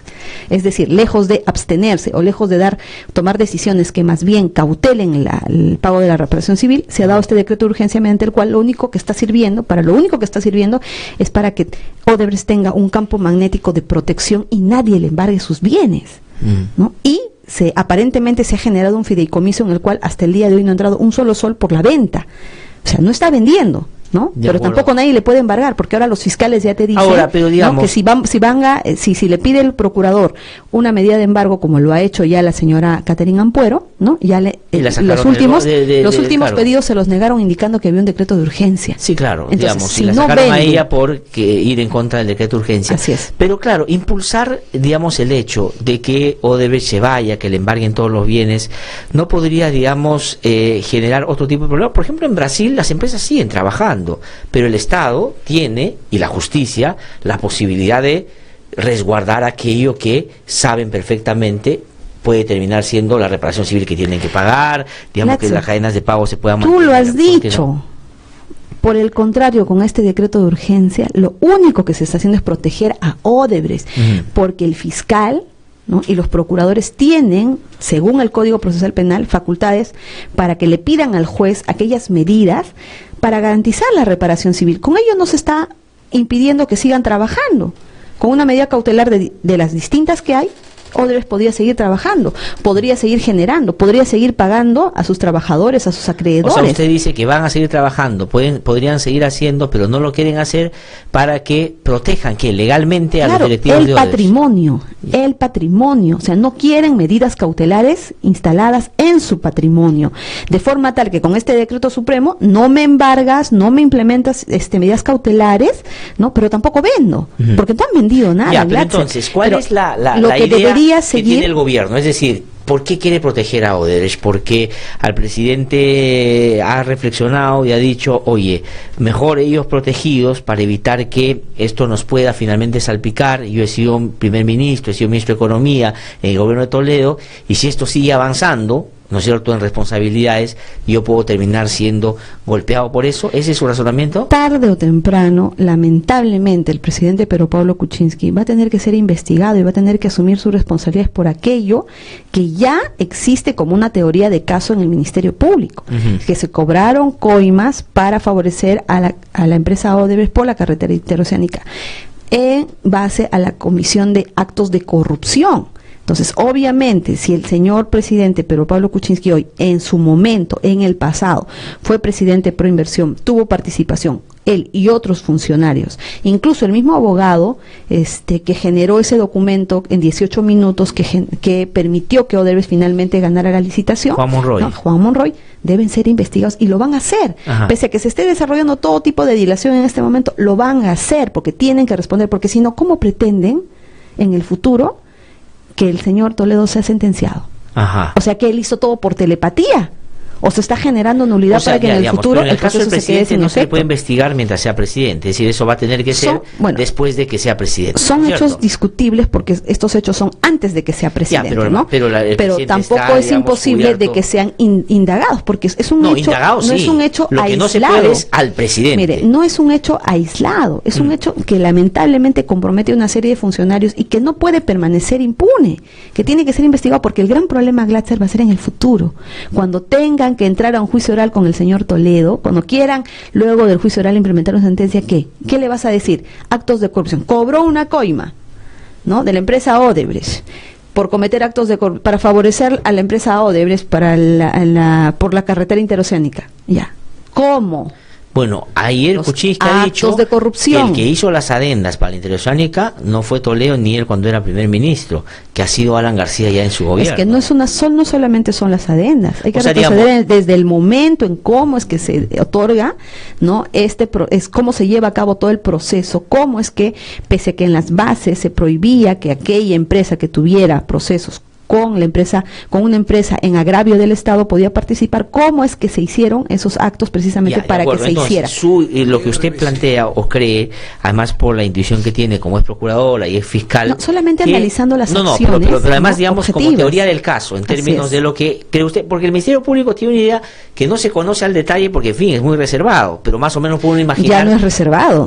Pero puedes ver en determinados periódicos todo el desarrollo de la investigación. Pero a lo que voy es, digamos, por ejemplo, en el caso de Nadine Heredia y Ollantumala, entonces parecería que tenían el caso ya cerrado, pero han estado esperando información de OAS y por eso es que están ampliando la investigación y ahí habrá que ver hasta dónde llega. Pero lo que quiero decir es lo siguiente: ¿usted cree que para que Toledo pudo haber generado estos actos de corrupción, no solo recibió la plata, sino haberle dado a Odebrecht lo que pedía, inevitablemente tuvo que el señor Pedro Pablo Kuczynski que conocer, ser partícipe o ver y no decir nada? Y funcionarios que han participado, porque ¿sabes cuál es el gran problema? Que no van a poder cómo justificar, y hay una orden de prisión preventiva donde el juez ha asumido o ha dado por válido la teoría del caso, corroborado con elementos graves y fundados que no solamente dan cuenta del delito, sino de su relación y su vinculación con el imputado. Ya se ha dicho que se han hecho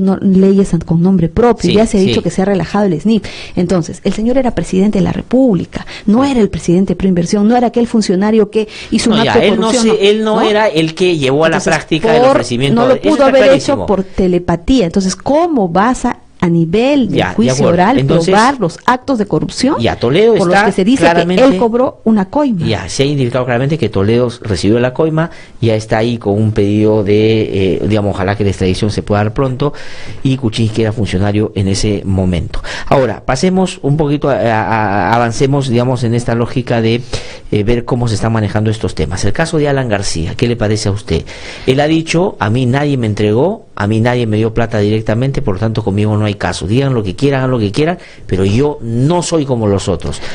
Eso lo libera, que aparezcan funcionarios de menor rango actuando o haciendo actos de corrupción, y él argumentando de que eso no le llegó nunca. Son argumentos de defensa. Mira, vamos a analizar. Mira lo que está pasando. En el tema del tren, tenemos a viceministros, ¿no?, que se dice que fueron funcionarios de rango medio los que cometieron el acto de corrupción y cobraron el dinero, ¿verdad?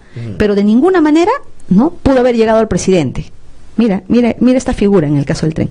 Y en el caso de la interoceánica tenemos al presidente, ¿ya? Pero que de ninguna manera pudo haber llegado a sus ministros y viceministros. Y cómo que sí en una y cómo que no en otra. De acuerdo. Cuando estamos hablando de la misma organización criminal. ¿Y cómo razonaba esa organización criminal?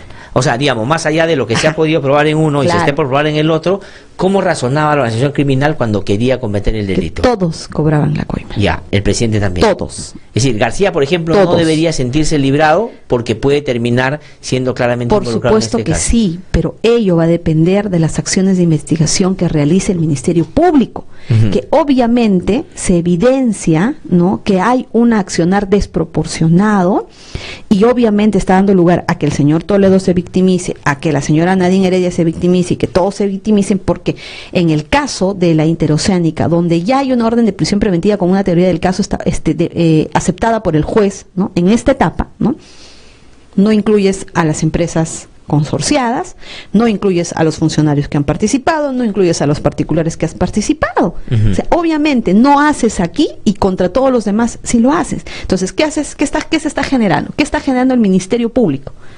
Argumentos para que se puedan victimizar. O sea, para hablar de persecución política. Claro que sí. O sea, es decir, que Toledo esté en este momento con un pedido de detención. Mayo, junio, julio, agosto, septiembre, octubre. Son 6 meses. De acuerdo. 6 meses en los cuales no has incluido a nadie y más. Nadine Heredia y Ollantumala presos. Entonces, eso pueden ser argumentos para decir, oye, a nosotros sí con intensidad, pero otros se están salvando. Ese es el argumento. Lógicamente, ¿Y los que se están salvando quiénes son? Graña y Montero, que la misma empresa Odebrecht entre como persona jurídica, Jorge Barata, que el día de hoy ha sido excluido de la investigación, cuando únicamente te pueden excluir como premio a la colaboración eficaz, al final, no ahora. Pero al final, él está ya en el proceso de colaboración eficaz. Pero no lo puedes excluir, porque va a traer como consecuencia que los 3 millones que se le han embargado en propiedades, ¿no?, se deje sin efecto. Claro, pero si no le hace eso, tampoco va a hablar sobre... No, de ninguna manera. AG y sobre un colaborador eficaz, teniendo en cuenta, no es cualquier persona. Es decir, si soy el representante principal, obviamente, si me voy a someter a una colaboración eficaz, no voy a escoger por lo que voy a hablar, pues, porque la línea del tiempo, comparando con lo que ya habló Marcelo Odebrecht, obviamente me obliga a contarlo todo. O sea, ¿por qué el fiscal sigue dependiendo? No, en este caso que eres colaborador eficaz. De acuerdo, ahí sí tiene que hablar todo. Pero, y a Odebrecht las pistas, él tiene que desarrollar, digamos, lo que... Es el representante principal, no es cualquiera. Perú, sin duda. Entonces, lo que tiene que hacer el fiscal es obtener toda la información y al finalizar darle el beneficio. No es que si yo no quiero ya no participo. Si tú no quieres participar, perfecto, te incluyo en la investigación, te pido la prisión preventiva porque ya no tienes un arraigo en el país. O sea, ¿por qué tienen que someterse a lo que le da la gana a Barata? Si él decide ya no colaborar, pierde todos los beneficios, inmediatamente se le puede pedir una prisión preventiva, pueden pasar. O sea, ¿usted cree que se le está dando mucho por muy poco en realidad? Y se podría conseguir lo que se necesita sin darle tanto beneficio. Por supuesto que sí. Ya, pero Alan García y Keiko Fujimori han tenido un trato diferenciado por el Ministerio Público, ¿cree usted? Obviamente ellos tienen argumentos para victimizarse, porque están siendo investigados por la ley de crimen organizado. Sí. Ya. Y en el caso Odebrecht era una organización de talla internacional. ¿Y qué está haciendo el fiscal Hamilton Castro? Está investigando por separado, ¿no?, la interoceánica, por separado el tema Cusco, por separado el tema Callao. Pero un momentito, mira lo grave, Glatzer. No está investigando bajo la ley del crimen organizado, ni tampoco, si hablamos de hechos del pasado, como asociación ilícita para delinquir. A la empresa Odebrecht. Pero a Ollantumala, a Nadine Heredia y a Alejandro Toledo sí. Pero no... El caso no va por organización criminal. Pero un ratito, el tipo penal no está la prisión haciendo. preventiva de Ollantumala y Nadine Heredia se sostiene en uno de los argumentos que ha sido validado en doble instancia de que al haber recibido plata de Odebrecht son parte de una organización criminal internacional. Mira, que los fujimoristas y los zapatistas aplaudieron cuando le pasó a Ollantumala y Nadine Heredia y ahora se quejan de que... es el grave problema, porque ese proceso es un proceso de lavado de activos en manos de un fiscal de lavado de activos que inició antes, pero el caso Odebrecht, que es finalmente donde deberían estar englobados todos estos casos, no se está investigando por organización criminal. Tanto es así que el fiscal que está llevando el caso es un fiscal anticorrupción y solamente está investigando... ¿José Domingo Pérez? No, el fiscal, Hamilton Castro, porque está investigando solamente por tráfico de influencias en el primer momento y ahora por colusión agravada. Yo quería, o sea, porque tenemos que ir avanzando a preguntarles otras cosas sobre el Tribunal Constitucional ahora también, pero mi pregunta es, ¿qué es eso de que el fujimorismo sale con toda su bancada, su CEN, a atarantar al fiscal porque lo va a investigar en el marco de la ley de criminalidad organizada? Y que una jueza después le da la razón a Keiko Fujimori y felizmente ahora una sala en segunda instancia de apelaciones dice, oye, el fiscal tiene razón, que sigue investigando. Es una investigación. No es que el fujimorismo ahora, porque Keiko Fujimori está imputada, va a poner a disposición de Keiko toda la fuerza que tienen en el Parlamento para asustar a los fiscales. El Ministerio Público es un órgano autónomo. Pero también, si el fiscal Hamilton Castro no se asusta por nada, o sea, el Ministerio Público es un órgano autónomo, definitivamente. Pero ¿qué le parece la actitud del fujimorismo con eso? Es que es lo mismo, Glatzer. Toledo se victimiza, todos se victimizan, pero ¿por qué? No, que tiene, pero escúcheme un momento, esto no sucedería si hubiera un accionar, ¿no?, igual para todos. Pero si en el caso principal de mega corrupción no les pones como marco la ley del crimen organizado Y si le pones a otros, ¿no? Obviamente le estás dando argumentos para que se victimicen o para que reclamen o para que salgan a decir lo que tienen que decir.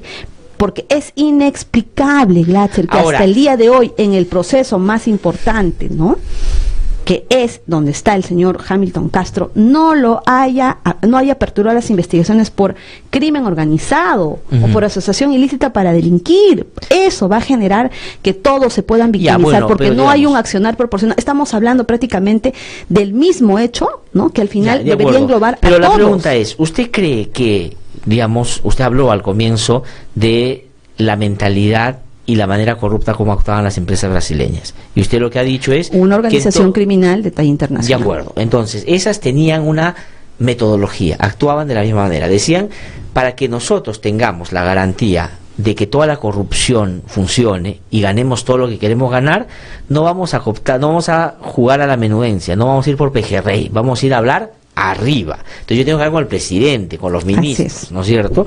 Ya, de acuerdo. Y decía, o con los que cobraban van a ser todos. presidentes o los que pueden ser finalmente ganar una elección. Entonces, en el caso de los dos personajes políticos que no están en la situación de dos, que sí, uno está perseguido y el otro ya está preso. Keiko Fujimori, que iba en la primera ubicación en la campaña electoral, desde su punto de vista, su intuición, usted, digamos, sabe de estos temas, ¿pudo haber recibido plata o no? Según la teoría, ¿no?, que dice o que se desprende del señor Maiman, que es la última declaración, ¿no?, ellos indican que llega un momento en el que se busca, ¿no?, que financiar campañas y financiar que un presidente llegue a al sillón Marcelo presidencial. Odebrecht dice eso. ¿No? Marcelo Lo Odebrecht dice. dice... Es más, yo vengo denunciando permanentemente al ministro Figalo porque esa fue la expresión que usó, ¿verdad? Ahora, ya existe una investigación contra la señora Keiko Fujimori por esa expresión que habrían encontrado en el teléfono de Marcelo Odebrecht. Dale los 500 más a Keiko. No, entonces, es importante. Y ahí viene otro cuestionamiento mío, ¿no? Sí. Tú tienes frente tuyo Marcelo Odebrecht, tú tienes presente a las personas, ¿no?, más importantes. ¿Cómo cuando dicen algún dato no les sigues repreguntando? De acuerdo. De los fiscales ¿No? han dicho que no podían. ¿Podían o no? Por supuesto si usted que hubiera sido puedes, fiscal, por supuesto. En ¿le ese hubiera momento, preguntado o no? por supuesto que sí. En este momento, en ese dato, pido algo más que me permita, por lo menos en su momento, ¿no?, extractar copias y mandarlo a mesa de partes para que se cree un nuevo caso o al coordinador Ya. para que decida. ¿Y por qué cree que no lo hicieron? No lo sé. O sea, eso es mi gran pregunta. ¿Por qué no le preguntaron a Marcelo Odebrecht y a Jorge Barata, por ejemplo, cuando dice que Graña y Montero sí sabía del cobro de coimas? No preguntan. Ya. No preguntan yo le más. digo lo que el yo creo que cómo, puede haber pasado dónde. y a ver si usted comparte. A ver, dígame. Yo creo que le tienen miedo a determinados actores políticos, al fujimorismo y a determinadas empresas que manejan medios de comunicación. Entonces, los fiscales prefieren no meterse en problemas. ¿Cómo no se van a meter si es su deber? Son Pero eso persecutores pasó, del delito. pero pasó, ¿no es Son cierto? persecutores, O sea, no lo pero en hicieron. todo caso deberían ser excluidos de las investigaciones. O sea, es increíble. Mire, todos ya van a entrevistar a Marcelo Odebrecht, ¿eh? Sí. Pero mayores actos de investigación en el caso del fiscal Hamilton Castro no vemos. Ajá. Y él tiene el proceso principal. Sí. Él tiene un acuerdo que hasta ahora es secreto, que ya ha vislumbrado que lo que está buscando es que la empresa Odebrecht sea beneficiado a través de sus representantes con la exención. Es decir, después de todo esto, Odebrecht va a decir, yo nunca cometí delitos, porque no habrá sido incluido jamás. Y es más, el pago de la reparación civil va a ser irrisorio totalmente. De acuerdo. ¿Cuál es la consecuencia? Odebrecht va a tener un futuro, un mañana en el Perú, y libre de polvo y paja, sin haberle pagado al Perú la reparación civil que corresponde. Van a traer graves consecuencias. Tengo que ir terminando y preguntarle por dos casos o dos temas. Uno, ¿usted está de acuerdo con la manera como se archivó el caso Joaquín Ramírez? Yo me acuerdo, conversé con usted hace bastantes meses cuando estaba ya en otra radio y le pregunté por ese caso y usted me dijo, habrá que ir avanzando como van las investigaciones, pero han archivado, pero ha sido muy criticado el archivamiento porque toma como referencia una casación de la Corte Suprema que ya fue desvirtuada por la propia Corte Suprema. Lo más importante, ¿no?, que ha podido ocurrir en los últimos tiempos es que se haya dejado sin efecto esa casación, que a todas luces iba a servir para generar impunidad. Ahora, yo considero que cuando ha sido objeto de queja de derecho, ¿no?, está llegando a la Fiscalía Superior y obviamente van a tener que desestimar ese archivamiento, porque lamentablemente de manera de verdad preocupante, una fiscal aplicó una casación que todo el cuerpo de fiscales estaba rechazando. Exactamente. Estaba ¿usted cree criticando. que se Y debe abrir obviamente esa investigación? esa casación ya ha sido dejada sin efecto. No, pero Sí, tiene que ser reabierto, tiene que ser El caso reabierto, de y es Joaquín más, tiene Ramírez. que ser conocido por un caso diferente. Me gustaría que podamos hablar del Tribunal No, a eso quiero Constitucional. ir, tengo Perfecto. unos minutitos. El Tribunal Constitucional, ¿qué está pasando? He visto varias denuncias que usted ha hecho del comportamiento de algunos magistrados, en algunos casos que parece a algunos de ellos les interesan particularmente, ¿no? Hay uno que claramente puede dejar a la UEFA, que es el organismo de evaluación y fiscalización ambiental, sin presupuesto. Sin presupuesto, sin poder tener ingresos por el llamado aporte por regulación, ¿no? Este es un aporte que ha sido cuestionado, ¿no? El por qué la UEFA cobra este aporte, por qué las mineras tienen que pagar. Esa discusión ya ha sido resuelta a través de una acción popular. El Poder Judicial ya ha resuelto en ese y en varios casos de que sí está facultado para hacer. O sea, ha ese validado cobro, el cobro. validado, Pero también en ¿no? Indecopi, En que es la otra vía. Indecopi también le dio la razón a la ha UEFA. validado, ¿no? Existen normas que De establecen acuerdo. todo un desarrollo jurídico para que finalmente sea la UEFA la que cobre. Pero de manera insólita, ¿no? Y violando el debido proceso, el Tribunal Constitucional, yendo más allá de sus funciones, ¿no?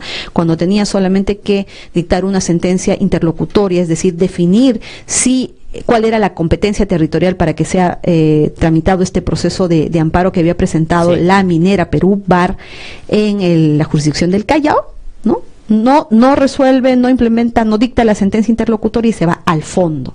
A continuación, lleva a cabo la vista de la causa, se da la votación y, oh sorpresa, los procuradores no se presentan luego de que se ha tomado la decisión. Como no saben qué hacer ante tamaña vulneración del debido proceso, le dan 5 días Glatzer para que puedan presentar sus alegatos. Pero sin la mínima posibilidad de que la audiencia se vuelva a llevar a cabo y que se vuelva a dar una digamos, votación. por gusto. O sea, Simplemente tenía les que haberse comunican declarado, sobre lo que han decidido, así es, lo tenía que que es haberse declarado la nulidad.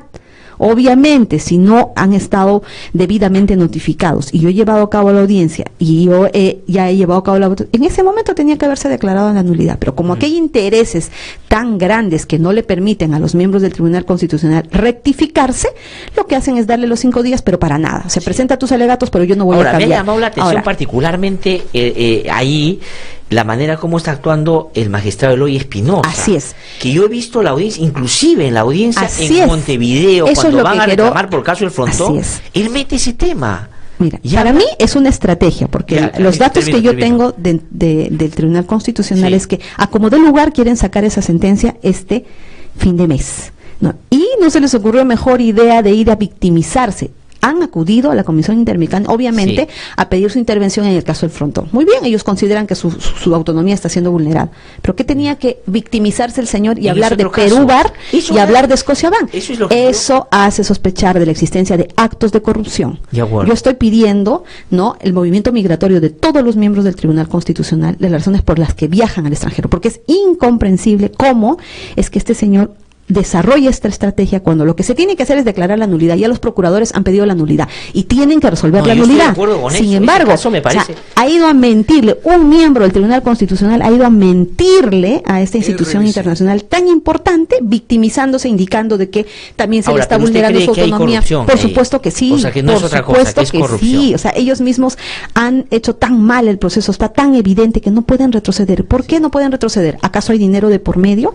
¿Cuál es la razón por la que no puedes declarar nulo algo que es nulo y que es tan escandaloso? Sí, y sí, sí, encima yo he vas visto. y mientes.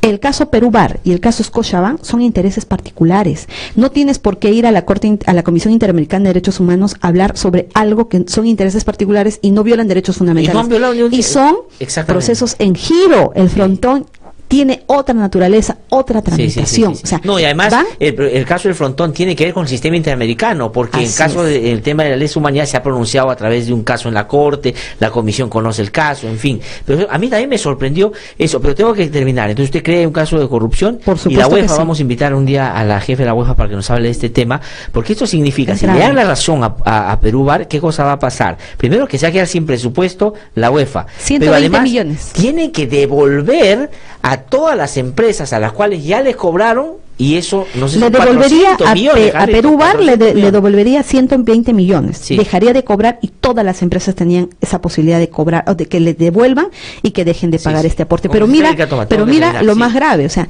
no es que si podría devolverle. ya tomó la decisión Pero no se ha irregularmente. publicado No se ha publicado, no, pero no, ya no. la votación existe. Sí, yo también he Entonces, lo sabido que de tienen que hacer es admitir la nulidad de todos los procuradores que han presentado, ¿no? De la PCM, del Ministerio anular. y anular este proceso. De acuerdo. Y que y deberían ser ya denunciados aquellos que han ido a mentirle a la Comisión Interamericana de Derechos Con Humanos. esta beca toma. Muchísimas gracias, Gracias, por haber venido. Gladys. Vamos a Muy seguir amable. conversando seguramente. Tengo que ir a una pausa, regreso un instante aquí en No hay Derecho. Soy Carolina Ollague, hermana de Dora Ollague, estudiante de la Universidad Nacional Enrique Guzmán y Valle, La Cantuta. Ella fue detenida, desaparecida, torturada y ejecutada extrajudicialmente la madrugada del 18 de julio de 1992 por el Destacamento Colina, el grupo armado dirigido por el expresidente Alberto Fujimori, quien hoy está preso por los crímenes cometidos. El indulto es un insulto. Mijito, ¿qué tal te fue hoy en tu colegio? Mamá, tengo una anotación en la agenda, pero no te molesta, ¿no? Claro que no. Primero debemos conversar y me cuentas qué pasó, ¿ya? Hola, Marta. ¿Sabes que hoy los niños se quedaron sin recreo? No, yo no sabía. No sé bien, pero también castigaré a mi hijo. ¿Pero sin hablarle? ¿Sin preguntarle qué sucedió? Ay, dicen que se portaron mal. Nuestros niños merecen ser escuchados, explicarnos y darnos sus opiniones. Luego tomamos decisiones. Tienes razón. Le preguntaré a mi niño. Atrévete a criar a un niño con amor. Recuerda que nuestras acciones dejan huella. Prestándoles atención, conversando, respetando, brindando confianza y dando un buen ejemplo, nuestros niños y niñas tendrán una buena educación libre de violencia. Los niños, niñas y adolescentes tenemos derecho al buen trato, vivir en un ambiente armonioso, solidario y afectivo, en casa y en el colegio. La ley número 30403 prohíbe el uso del castigo físico y humillante contra los niños, niñas y adolescentes. Campaña Nacional contra el Castigo Físico y Humillante. Atrévete a criar con amor, con el apoyo de ASDI. RBC 104.7. La otra forma de vivir.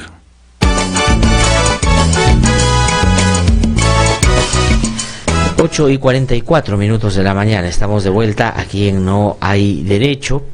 Y vinculado a lo que conversamos con la Universidad Vilcatoma en el último tramo de la conversación que tuvimos y relacionada a los temas ambientales, hay algunos asuntos que terminan siendo sospechosos, pero más que sospechosos, graves, porque tienen que ver justamente con la actuación de determinadas entidades vinculadas al Estado, que deberían ser más bien las garantes de que ahí donde se desarrolla alguna actividad productiva, una actividad extractiva, se desarrolla una empresa minera, una empresa petrolera, deben garantizar que se produzca o se desarrolle, valga la redundancia, pues resguardando y cuidando el medio ambiente y en particular la salud de las personas que están alrededor de estas empresas o de estas actividades productivas.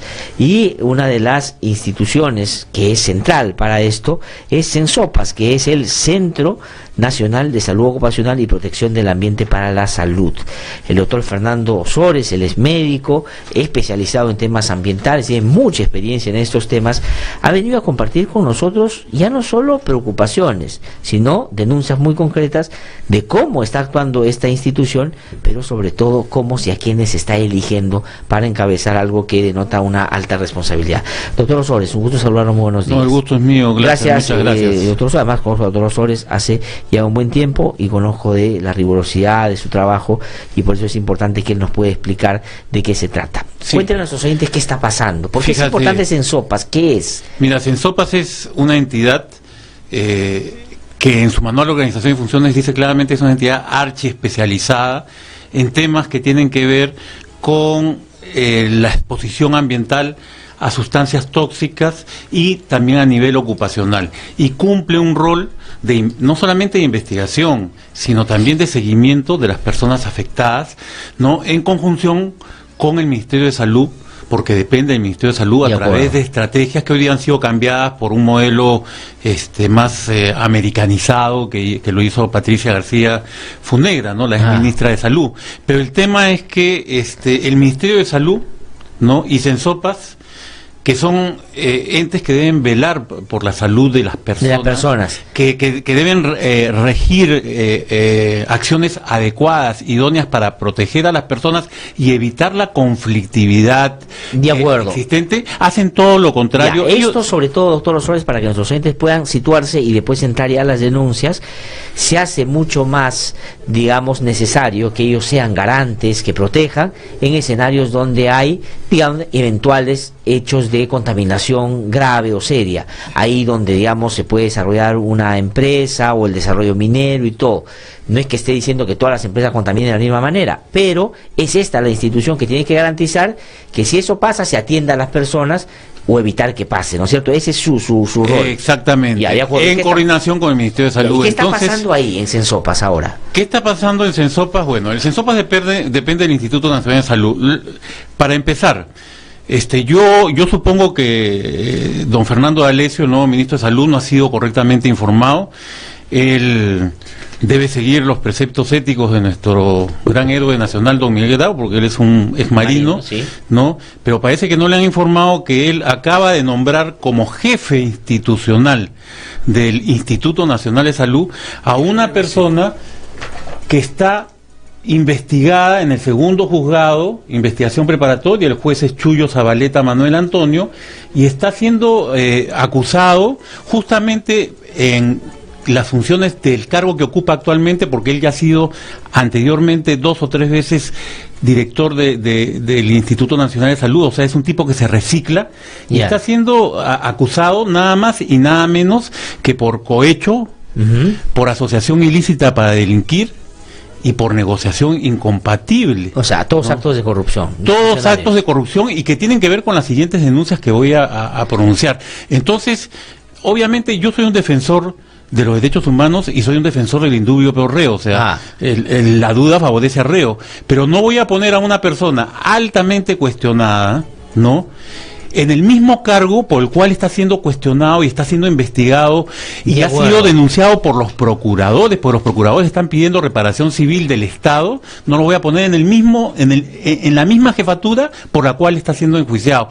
Lo pongo en otro sitio y no atento contra su derecho al trabajo, pero no lo pongo en una posición de dominio. El Estado tiene el derecho de contratar a gente que no tenga ese tipo de cuestionamiento y por lo tanto no deberían haberlo nombrado, desde mi punto de vista. Pero, ¿por qué lo acusan? ¿Cuáles son los casos? ¿Cuáles son las denuncias? Bueno, en esta fiscalía, que es la primera fiscalía anticorrupción, a él lo acusan porque él participó como jefe del Instituto Nacional y concertó unos exámenes, un estudio de salud pública en Cusco, con respecto al espinadazo que costó la vida de tres campesinos del 2012, y él pacta conjuntamente con otras personas e incluso contrata a una persona a la que hace pasar por médico y no era médico, ¿no?, y que ya está siendo investigado en Contraloría, ¿no?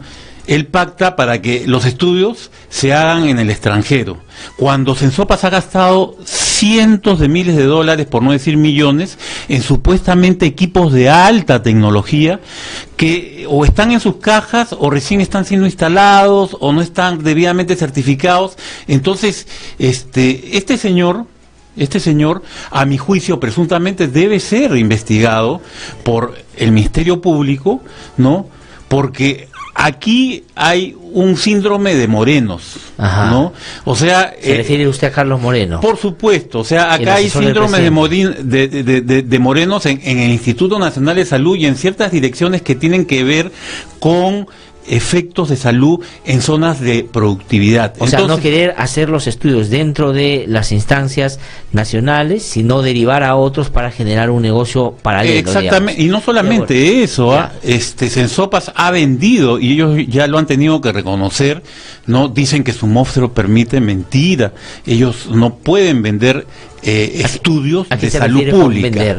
Concretamente, cuéntanos los oyentes. A ver, ellos le vendieron en el 2010, ¿no?, a la empresa Quechuas el estudio de línea de base de salud en el contexto del proyecto minero de Quechuas, cuando en realidad era en el contexto de la empresa también minera Tintaya. Claro, cuando están proyectando el crecimiento de la empresa. Lo publicaron como si fuese un estudio oficial de parte del Estado peruano. Nunca declararon los intereses, los conflictos de interés. Nunca dijeron de que este estudio era pagado, apoquinado por la empresa minera, y es más, que la empresa minera les había dicho cómo hacer el estudio, qué poblaciones muestrear, o sea, en otras palabras, utilizaron al Estado. O sea, ¿y el Estado cobró por eso?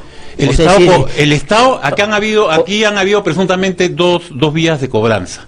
Una donde la empresa deposita directamente cierta cantidad de dinero a través de facturas que no sabemos a dónde han ido finalmente. Claro. Sensopas no lo quiere decir, dice que es información confidencial, no secreto, no sé, pues estarán comprando armas químicas, armas biológicas, pues, ¿no? Ahora. Y esto es importante, Glaser, una vía que tiene que investigar el Ministerio Público de pagos paralelos a funcionarios, también que se reciclan continuamente en Sensopas y que son los que están involucrados en todas estas ventas de estudios, ¿no? De acuerdo. Voy a bajar esto. Entonces, la empresa minera le paga al Estado, y a algunos de manera paralela que trabajan para el Estado pero que trabajan a la vez para la empresa minera, para que el Estado diga lo que la empresa quiere que diga. Exactamente, no hay contaminación, lo cual es inmoral, no es ético. Y es ilegal. Es ilegal. Ya, pero sigamos, pues, porque tengo unos pocos minutos, pero quisiera que me siga dando las denuncias. Ahí hay un nombramiento que debería, desde el punto de vista suyo, anularse por las consideraciones que usted ha hecho. Exactamente. Ahora, ¿qué otra cosa más hay que cuestionar sobre la venta de estudios? De acuerdo. Porque no es el único. Está también la empresa Hadbay, o sea, el proyecto minero Constancia, es lo mismo.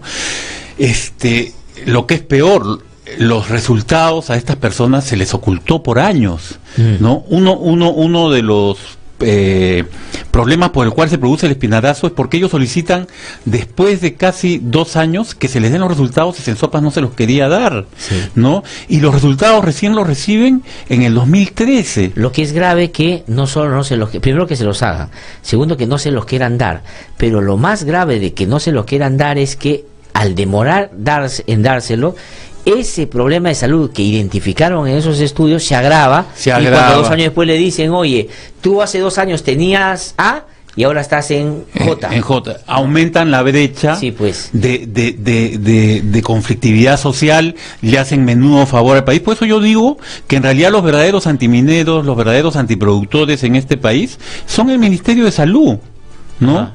Porque sus funcionarios se especializan en ocultar información. Acá te tengo otro caso, en Cajamarca, mira, acá ha actuado la Defensoría del Pueblo, ¿no? Está judicializado, ¿no? En Cajamarca, y esto es el caso 1427, desde el 2015, en Cajamarca le hicieron un estudio a los niños, a casi 400 niños, en el 2012. Lo pagó la IDESA Chota. ¿Ya? ¿Ok? Bueno, el señor que te digo que han nombrado actualmente jefe del Instituto Nacional de Salud, en un acuerdo con Sensopas y con el viceministerio del Ministerio de Salud, ¿no? Decidieron no darle los resultados porque eran resultados, por decirlo menos, muy calientes, ¿no? O sea, que perjudicaban a la empresa. Probablemente. Sí, de hecho, perjudicaban. En el sentido que daban cuenta de que había en la sangre de los niños metales pesados que, digamos... Entonces dan la orden de ocultar información trascendental para la vida de personas y sobre todo de una población vulnerable de niños. Detecten que tú estás enfermo y te oculten eso solo para que no quedes mal, para que no quede mal la empresa. Esto es en el 2012. ¿Sabes cuándo logran, después de denuncias de intervención de la Defensoría del Pueblo, que ha presentado una denuncia y que hay una investigación fiscal en curso en Cajamarca? Se los entregan a mediados del año 2015 y se los entregan sin decirles qué significa, para qué le hicieron, qué atención van a recibir, si tiene un efecto nocivo a largo plazo en la salud. O sea, son estudios cascarón para la foto y para decir, no, sí estamos atendiendo. ¿Y quién es? Y ahí tuvo que ver de qué manera este señor, que ahora es jefe del Instituto Nacional de Salud. Él era jefe del Instituto Nacional en aquella época. Como ahora. Y él firmó eso. Él firmó y él le mandaba al viceministro de Salud para su evaluación, el viceministro de Salud se lo volvía a mandar a él. Y así se estuvieron hasta el 2015, como si ellos fueran los dueños de los resultados y como si los niños esperaran 3 años, ¿no?, a que el ministerio tomara medidas que, dicho sea de paso, tampoco ha tomado. O sea, encima que les han dado la información tarde, no han hecho nada frente a aquello que identificaron esos estudios. Y lo que es peor, mira, el actual jefe del Instituto Nacional del Censopas, ¿no?, que está también, bueno, presuntamente debería ser investigado, es un señor que apenas dejó de terminar su trabajo, primero quiso enganchar con OEFA, no aprobó el concurso público y lo engancharon. O sea, está buscando chamba en otro lado. Lo engancharon en Censopas. Mira, este señor tiene conflictos de interés, pues ha trabajado para Anglo American, para No Ser More Meaning, la empresa involucrada en el proyecto Constancia, en la venta del proyecto, en la venta del estudio de salud pública estatal de Constancia, en la minera Yanacocha, ¿no?, en la ampliación de depósitos de relaves, la minera Buenaventura, en la minera Quechua, que también está involucrada. O sea, y ese va a decir cuánto contamina. Acá te dejo este papel para que veas todo esto obtenido por acceso a la información, por si acaso, ¿no? ¿Ese es el jefe de Censopas? Ese es el jefe de Censopas. ¿O es el secretario general de la Ciudad Nacional de Minería?